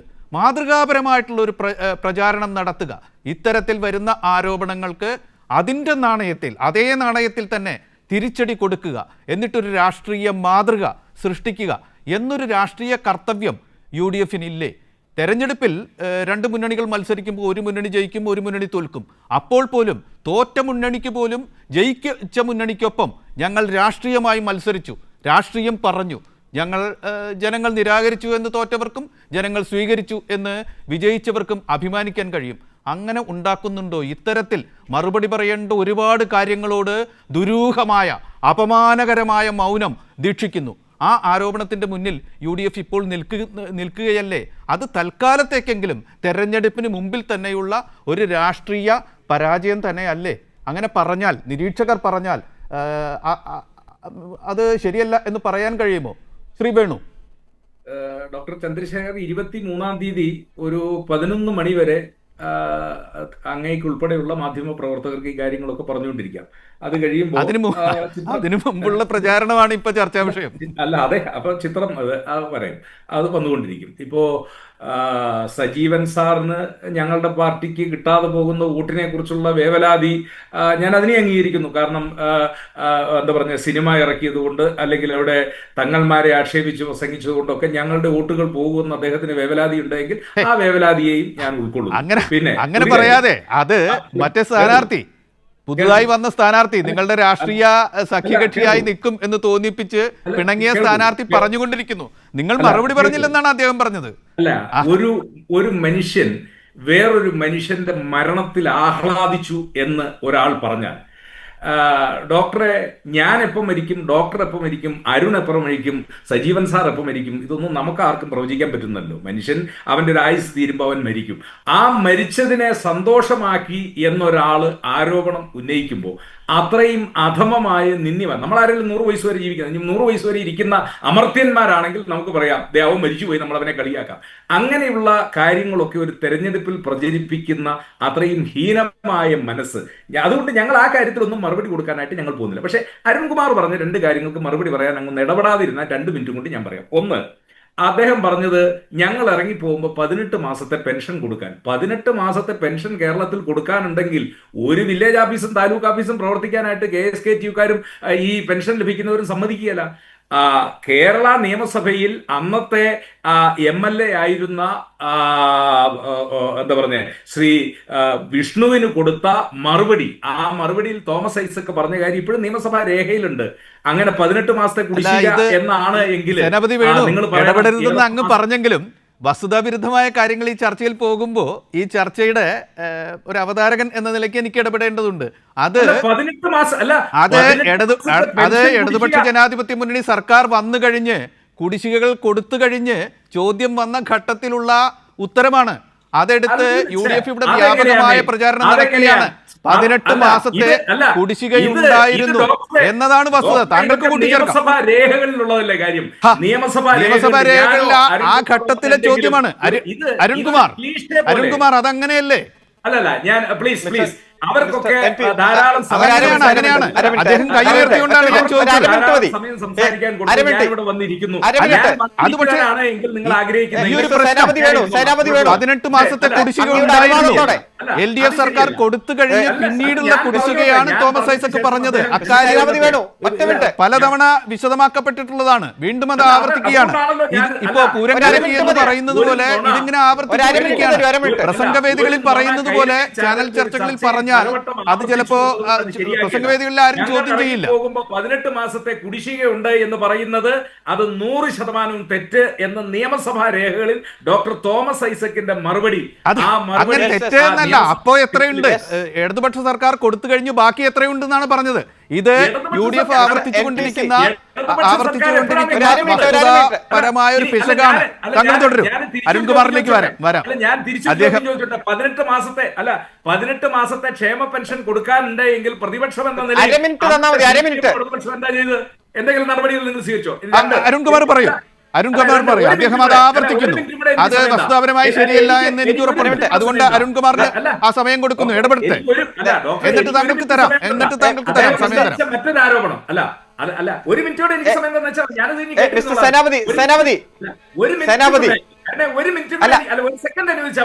ഒരു സെക്കൻഡ് അനുവദിച്ചാൽ മതി. അങ്ങ് പറഞ്ഞു ഉമ്മൻചാണ്ടി പോകുമ്പോ 600 രൂപയാ പെൻഷൻ ഉള്ളൂ. ശരിയാ. VS അച്യുതാനന്ദൻ ഇറങ്ങി പോകുമ്പോ 300 പെൻഷൻ ഉള്ളൂ. ഞങ്ങൾ ഇറങ്ങി പോകുമ്പോ 600 പെൻഷൻ ഉള്ളൂ. പക്ഷേ അന്ന് അരിയുടെ വില 20 രൂപയുള്ളൂ. അന്ന് 20 രൂപയ്ക്ക് അരി കിട്ടും. ഇന്ന് പെൻഷൻ നിങ്ങൾ 1600 ആക്കി അല്ലേ? അപ്പം വില നിലവാരം എവിടെ എത്തിപ്പോയി? അത് കാലത്തിനനുസരിച്ചുള്ള പരിഷ്കരണമല്ലേ? അതല്ലാതെ ഉമ്മൻചാണ്ടി ഇറങ്ങിപ്പോയപ്പം 600-ഉം ഞങ്ങൾ വന്നപ്പം 1600-ഉം അപ്പം VS അച്യുതാനന്ദൻ ഇരുന്നപ്പോൾ എത്രയാണ് പെൻഷൻ ഉണ്ടായിരുന്നത്? അത് നമ്മൾ ചർച്ച ചെയ്യേണ്ടതല്ലേ? അപ്പൊ പെൻഷൻ ഇനി അരുൺകുമാർ ഒറ്റ മിനിറ്റ് മിസ്റ്റർ NP, ഞാൻ അങ്ങയുടെ വാട്സപ്പിലേക്ക് നിയമസഭയിലെ ഒരു ചോദ്യോത്തരത്തിന്റെ കോപ്പി അയച്ചിട്ടുണ്ട്. അത് ഇപ്പോൾ നിലമ്പൂരിൽ സ്ഥാനാർത്ഥിയായി മത്സരിക്കുന്ന M സ്വരാജ് ചോദിച്ച ചോദ്യത്തിന് തോമസ് ഐസക് നൽകിയ മറുപടിയാണ്. അതിലെ B നമ്പർ ചോദ്യം, ഈ സർക്കാർ എത്ര മാസത്തെ ക്ഷേമ പെൻഷനുകൾ വിതരണം നടത്തി എന്ന് പറയാമോ എന്നതാണ് ചോദ്യം. B ചോദ്യം. അതിന്റെ ഉത്തരം 2014 നവംബർ മുതലുള്ള കുടിശ്ശികയും, അതായത് സർക്കാർ വന്നേ ഉള്ളൂ 2016, അന്നേരമാണ് 2014 നവംബർ മാസം മുതലുള്ള കുടിശ്ശിക. നവംബർ, ഡിസംബർ, 2015 ജനുവരി മുതൽ ഡിസംബർ വരെ, 2016 ഏപ്രിൽ, ജനുവരി, ഫെബ്രുവരി, മാർച്ച്, ഏപ്രിൽ ഗവൺമെന്റ് വരുന്നത് വരെ, അതായത് 2014 2 മാസം, 2015 15 മാസം, 12 മാസം, 2016 4 മാസം, 2 + 12 + 4 18 മാസത്തെ കുടിശ്ശികയും, അതോടൊപ്പം തന്നെ 2016 ജൂൺ മുതൽ 2017 മാർച്ച് വരെയുള്ള 10 മാസത്തെ പെൻഷനും ഈ സർക്കാർ വിതരണം ചെയ്തിട്ടുണ്ട്. ഇത് നിയമസഭാ രേഖയുടെ ഭാഗമാണ്. അഡ്വക്കേറ്റ് സേനാപതി വേണു, നിങ്ങൾ കുറച്ചു നാളായി നിയമസഭാ രേഖകൾ വരെ തെറ്റായി ഉദ്ധരിക്കുകയും അതുപോലെ തെറ്റിദ്ധരിപ്പിക്കാനും വേണ്ടിയിട്ടുള്ള ശ്രമമാണ്. അന്ന് നിങ്ങൾ 32 ലക്ഷം പേർക്ക് 600 രൂപ വീതം 205 കോടി രൂപയാണ് ഒരു മാസം വിതരണം ചെയ്തതെങ്കിൽ അവസാനത്തെ 18 മാസത്തെ കുടിശ്ശിക കൂടി ഉൾപ്പെടുത്തി ആ പെൻഷൻ വർദ്ധിപ്പിച്ച് 64 ലക്ഷം പേർക്ക് 1600 രൂപ വീതം 992 കോടി രൂപ, അതായത് നിങ്ങൾ കൊടുത്തതിന്റെ 5 ഇരട്ടി വിതരണം ചെയ്യുന്ന ഗവൺമെന്റാണ് LDF ഗവൺമെന്റ്. ആ ഗവൺമെന്റിനെ അപകീർത്തിപ്പെടുത്താനാണ് ഈ നുണപ്രചരണമായിട്ട് വന്നിരിക്കുന്നത്. അത് കയ്യിൽ വെച്ചാൽ മതി. അത് സേനാപതി വേണു വ്യക്തിപരമായിട്ടൊരു നുണ പറഞ്ഞതാണ് എന്ന നിലയ്ക്കില്ല. ഇങ്ങനെ വസ്തുതാവിരുദ്ധമായ ഒരു പ്രചാരണ മെറ്റീരിയൽ അവരുടെ കയ്യിലുണ്ട്, UDF നേതാക്കളുടെ വക്താക്കളുടെ കയ്യിലുണ്ട്. അത് വസ്തുതയല്ലെന്നാണ് ഞാൻ പറയാൻ ശ്രമിച്ചത്. താങ്കൾ അതിൽ തന്നെ ഉറച്ചു നിന്നു. അദ്ദേഹം മറുപടി പറഞ്ഞു. ഞാൻ താങ്കളിലേക്ക് വീണ്ടും വരാം. ഇനി നമുക്ക് ഒരു 10 മിനിറ്റാണുള്ളത്. 3 മിനിറ്റ് വീതം 3 പേർക്കും പങ്കെടുത്തുകൊണ്ട് ചർച്ച അവസാനിപ്പിക്കാം. ഞാൻ വലിയ ചോദ്യങ്ങളും ചോദിക്കാനില്ല. സേനാപതി വേണുവിലേക്കാണ് വരുന്നത്. വളരെ പ്രധാനപ്പെട്ട ഒരു രാത്രിയാണത്. മത്സരത്തിൻ്റെ ആദ്യ ചിത്രം വ്യക്തമായ രാത്രി. കൺവെൻഷൻ നടന്നിട്ട് അതിൽ പാണക്കാട് കുടുംബത്തിൽ നിന്ന് ആരും പങ്കെടുത്തില്ല, പ്രധാനപ്പെട്ട UDFൻ്റെ 1ാം നിര നേതാക്കൾ പങ്കെടുത്തില്ല എന്ന ആരോപണം ഉയർന്ന ദിവസം, സ്ഥാനാർത്ഥിക്കെതിരെ മറ്റൊരു സ്ഥാനാർത്ഥി ഉയർത്തുന്ന ആരോപണങ്ങൾക്ക് UDF മറുപടി പറയുന്നില്ല, പകരം നുണകൾ ആവർത്തിക്കുന്നു എന്ന പരാതി ഉയരുന്ന ദിവസം. ഈ ദിവസത്തെ ചർച്ച ജനങ്ങൾക്ക് മുമ്പിൽ UDFൻ്റെ പ്രതിനിധി എന്ന നിലയ്ക്ക് താങ്കൾ എങ്ങനെ ഉപസംഹരിക്കും? അല്ല, ഞങ്ങൾക്ക് തെരഞ്ഞെടുപ്പ് ഫലത്തെക്കുറിച്ച് ഉത്കണ്ഠയില്ലാത്തതുകൊണ്ട് ഞങ്ങൾക്ക് മറ്റു വേവലാതികളില്ല. തെരഞ്ഞെടുപ്പ് 19-ാം തീയതിയാണ്. 17-ാം തീയതി വൈകുന്നേരം 5 മണി വരെ ഈ നേതാക്കൾക്കെല്ലാം വിവിധ യോഗങ്ങളിൽ പ്രസംഗിക്കാനും പരിപാടി. ഞാനും തെരഞ്ഞെടുപ്പ് പ്രചരണത്തിൽ പോകേണ്ട ഒരാളാണ്. അപ്പം മീറ്റിങ്ങുകളൊക്കെ ആരംഭിക്കുന്നുണ്ട്. അപ്പോൾ ആ സമയമാകുമ്പോഴത്തേക്ക് ഈ പറയുന്ന നേതാക്കളെല്ലാം വരും. ഇപ്പം നാളെ അല്ലെങ്കിൽ ഹജ്ജ് കഴിഞ്ഞ് എന്നാണ് വരുന്നതെന്ന് എനിക്കറിയില്ല. അടുത്ത ദിവസം പാണക്കാട് എന്താ പറയുക സാദിഖ് അലി തങ്ങളും വരും. അതുപോലെ തന്നെ മറ്റ് നേതാക്കന്മാരൊക്കെ വരും. മുനവർ അലി തങ്ങളും അവരും ഒക്കെ വരും. അവരെല്ലാം ഈ യോഗത്തിലുണ്ടാവും. KPCCയുടെ ഇപ്പം നിങ്ങൾ പറഞ്ഞ ഭാരവാഹികൾ അവരെല്ലാം യോഗത്തിൽ വരും. അവരെല്ലാം എന്താ പറഞ്ഞേ ഒരു മനസ്സോടു കൂടി നിന്ന് ഞങ്ങളുടെ സ്ഥാനാർത്ഥിയെ വിജയിപ്പിക്കാനുള്ള പ്രവർത്തന രംഗത്ത് അവരുണ്ടാവും. പിന്നെ ഒരു സ്ഥാനാർത്ഥിക്കെതിരെ ഈ എന്താ പറയുക നിന്ദ്യമായ നീചമായ ആരോപണങ്ങൾ, ആ ആരോപണങ്ങളൊന്നും അതൊന്നും മറുപടി അർഹിക്കുന്ന ആരോപണങ്ങളല്ല. പിന്നെ ഒരു കാര്യം ചോദിച്ചു, ഇന്ന് അദ്ദേഹം VV പ്രകാശിന്റെ വീട്ടിൽ നിന്ന്, ഞങ്ങൾക്ക് എന്തിനാണ് VV പ്രകാശിന്റെ വീട്ടിൽ ഇപ്പോൾ കോൺഗ്രസിന്റെ സ്ഥാനാർത്ഥിയായിട്ട് ഞാൻ നിയമസഭാ സീറ്റിൽ മത്സരിച്ച ഞാൻ DCC ഭാരവാഹികളുടെ DCC പ്രസിഡന്റ് വീട്ടിലല്ല വോട്ട് ചോദിച്ചു പോകേണ്ടത്. അവര് മുൻ DCC പ്രസിഡന്റ് വീട്ടിലാണോ വോട്ട് ചോദിച്ചു പോകേണ്ടത്?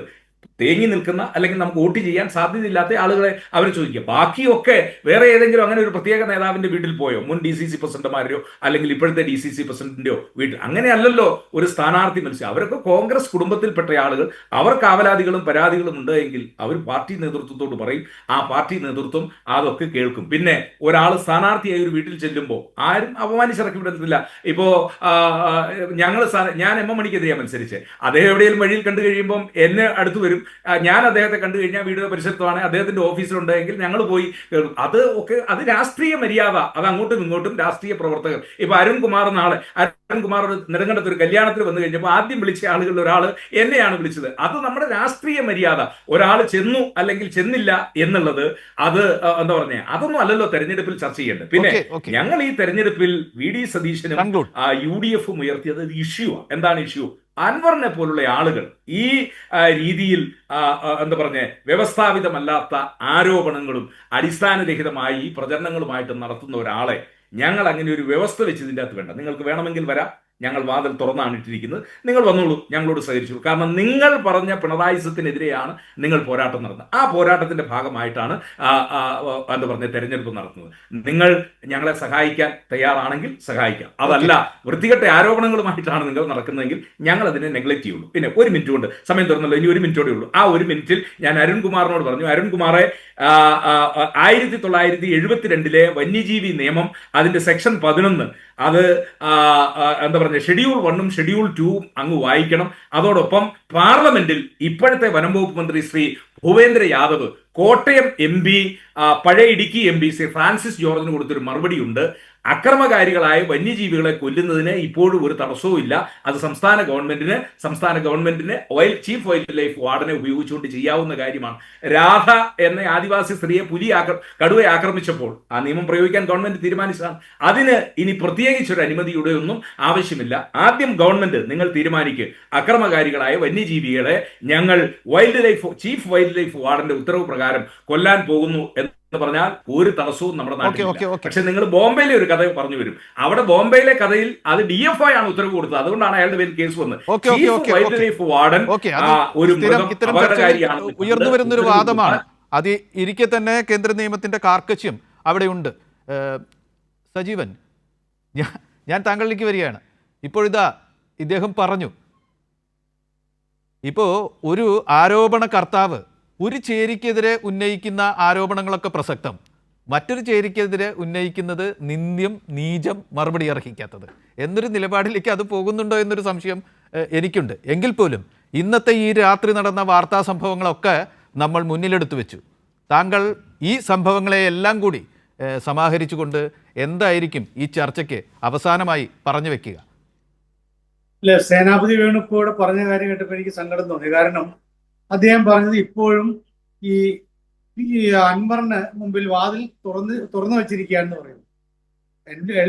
UDF കൺവീനർ കൃത്യമായി പറഞ്ഞു. അല്ല, തള്ളി പറഞ്ഞ വരാന്ന് പറയുന്നുണ്ട്. വാതിൽ തുറന്നു വെക്കില്ല തന്നെ. അല്ല, UDF കൺവീനർ പറഞ്ഞു ആ നേരത്തെ കഴുതിട്ടിട്ടില്ല, ചാരിയിട്ടുണ്ടാവും, തുറന്നു വെച്ചിരിക്കുന്നു. അത് പറയാം. സജീവൻ തുടരും. ശക്തമായിട്ട് ഇനി ക്രോസ് ചർച്ച വേണ്ട, സമയമില്ല. അതെ, വളരെ UDF ചെയർമാൻ പറഞ്ഞു, അല്ലെങ്കിൽ പ്രതിപക്ഷ നേതാവ് പറഞ്ഞു, ഒരു തരത്തിലും ഇനി ചർച്ചയില്ല, വാതിൽ അടച്ചു എന്ന് പറഞ്ഞു. പക്ഷെ അതിനുശേഷവും ആളുകൾ പോകുന്നു, കാണുന്നു പറയുമ്പോൾ ഉണ്ടാവുന്ന ഒരു തോന്നൽ, അത് ഉണ്ടാക്കുന്ന പ്രശ്നമാണ്. ഏറ്റവും ഒടുവിലായിട്ടുള്ള അതിന് പോലും പ്രതികരിക്കാതിരിക്കുന്നിടത്താണ് പ്രശ്നം. PV പ്രകാശിന്റെ മകൾ ഇട്ട ഫേസ്ബുക്ക് പോസ്റ്റ് നമുക്ക് അറിയാം.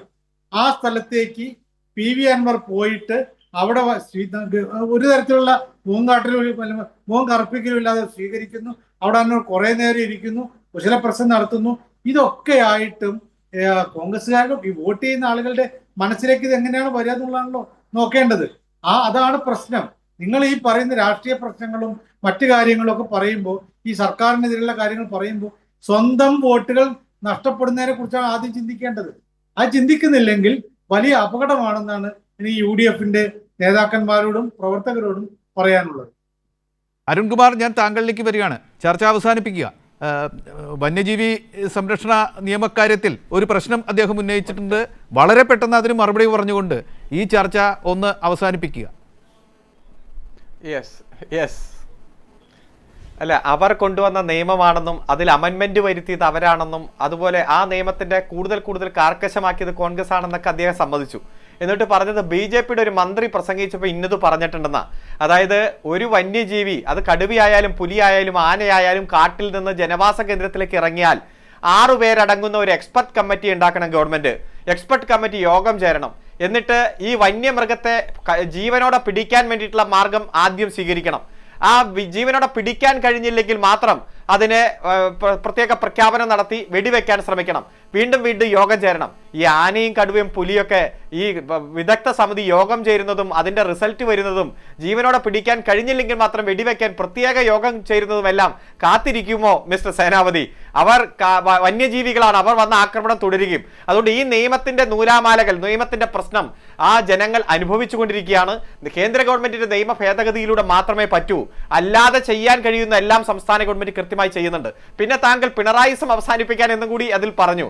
എല്ലാവർക്കും വിദ്യാഭ്യാസം, മെച്ചപ്പെട്ട വിദ്യാഭ്യാസം ഉറപ്പുവരുത്തുന്ന, എല്ലാവർക്കും തൊഴിൽ ഉറപ്പുവരുത്തുന്ന, എല്ലാവർക്കും പട്ടയം കിട്ടുന്ന, എല്ലാവർക്കും അടച്ചുറപ്പുള്ള വീട് കൊടുക്കുന്ന, നിരവധി സ്റ്റാർട്ടപ്പുകൾ ആരംഭിക്കുന്ന, വിജ്ഞാന സമൂഹമാക്കി നമ്മുടെ നാടിനെ മാറ്റുന്ന, അതുപോലെ വ്യവസായ സൗഹൃദത്തിൽ ഒന്നാമതെത്തുന്ന, മാനവ വിഭവ സൂചികയിലും സുസ്ഥിര വികസന സൂചികയിലും ഒന്നാമതെത്തുന്ന, അങ്ങനെ കുതിച്ചു മുന്നേറുന്ന, പ്രകടന പത്രിക കൃത്യമായി നടപ്പാക്കുന്ന, പ്രോഗ്രസ് റിപ്പോർട്ടിലൂടെ ജനങ്ങൾക്ക് അത് കൃത്യമായി മനസ്സിലാക്കാനും വിശദീകരിക്കാനും അവസരം കൊടുക്കുന്ന ആ ഇസത്തെ, ആ ഭരണരീതിയാണ് നിങ്ങൾ പിണറായിസം എന്ന് വിളിക്കുന്നതെങ്കിൽ ആ ഇസവുമായി ശക്തമായി ഞങ്ങൾ മുന്നോട്ട് പോകും. ഞങ്ങൾക്ക് കമ്മിറ്റ്മെന്റ് ജനങ്ങളോടാണ്. കൃത്യമായി പറഞ്ഞ കാര്യങ്ങൾ ഓരോന്നായി നടപ്പാക്കി അവ ജനങ്ങളെ ഞങ്ങൾ തന്നെ അറിയിക്കും. ഈ തെരഞ്ഞെടുപ്പ് വന്നതുകൊണ്ട് ഈ പ്രകടന പത്രികയെ കുറിച്ച് മിണ്ടാതിരിക്കാമെന്നല്ല ഞങ്ങൾ തീരുമാനിച്ചത്. ഈ തെരഞ്ഞെടുപ്പൊക്കെ പ്രഖ്യാപിക്കുന്നതിന് മുമ്പേ തന്നെ രണ്ടാം പിണറായി സർക്കാരിന്റെ 4ാം പ്രോഗ്രസ് റിപ്പോർട്ട് പുറത്തിറക്കി. നിങ്ങൾ ചർച്ച ചെയ്യ്. ഞങ്ങൾ 900 കാര്യങ്ങളാണ് 2021 നിങ്ങളുടെ മുന്നിൽ അവതരിപ്പിച്ചത് പ്രകടന പത്രികയിലൂടെ. അതിൽ 750 കാര്യങ്ങൾ ഞങ്ങൾ പൂർത്തീകരിച്ചിരിക്കുന്നു. നിങ്ങൾ ചർച്ച ചെയ്യ്. ഇന്ന കാര്യങ്ങൾ നടപ്പാക്കിക്കൊണ്ടിരിക്കുന്നു. ഞങ്ങൾക്ക് ഇനി പെൻഡിംഗ് ഉള്ളത് വളരെ ചുരുക്കം കാര്യങ്ങൾ മാത്രമാണ്. അത്തരത്തിൽ ജനങ്ങൾക്ക് മുന്നിൽ ഈ ഗവൺമെന്റിന്റെ നേട്ടങ്ങൾ കൃത്യമായിട്ട് അവതരിപ്പിച്ചിട്ടുണ്ട്. ജനങ്ങൾ ചർച്ച ചെയ്യട്ടെ. ആത്മവിശ്വാസത്തോടെ ഞങ്ങൾ തെരഞ്ഞെടുപ്പിനെ നേരിടുന്നു. 23-ാം തീയതി വൈകുന്നേരം വമ്പിച്ച വിജയത്തോടെ LDF, ഈ 3ാം LDFന്റെ ഭരണത്തിന്റെ തുടക്കം കുറിക്കുന്ന തരത്തിലുള്ള ഒരു ഈ കേരളത്തെ മാറ്റും. ഒരു സംശയം വേണ്ട അതിൽ.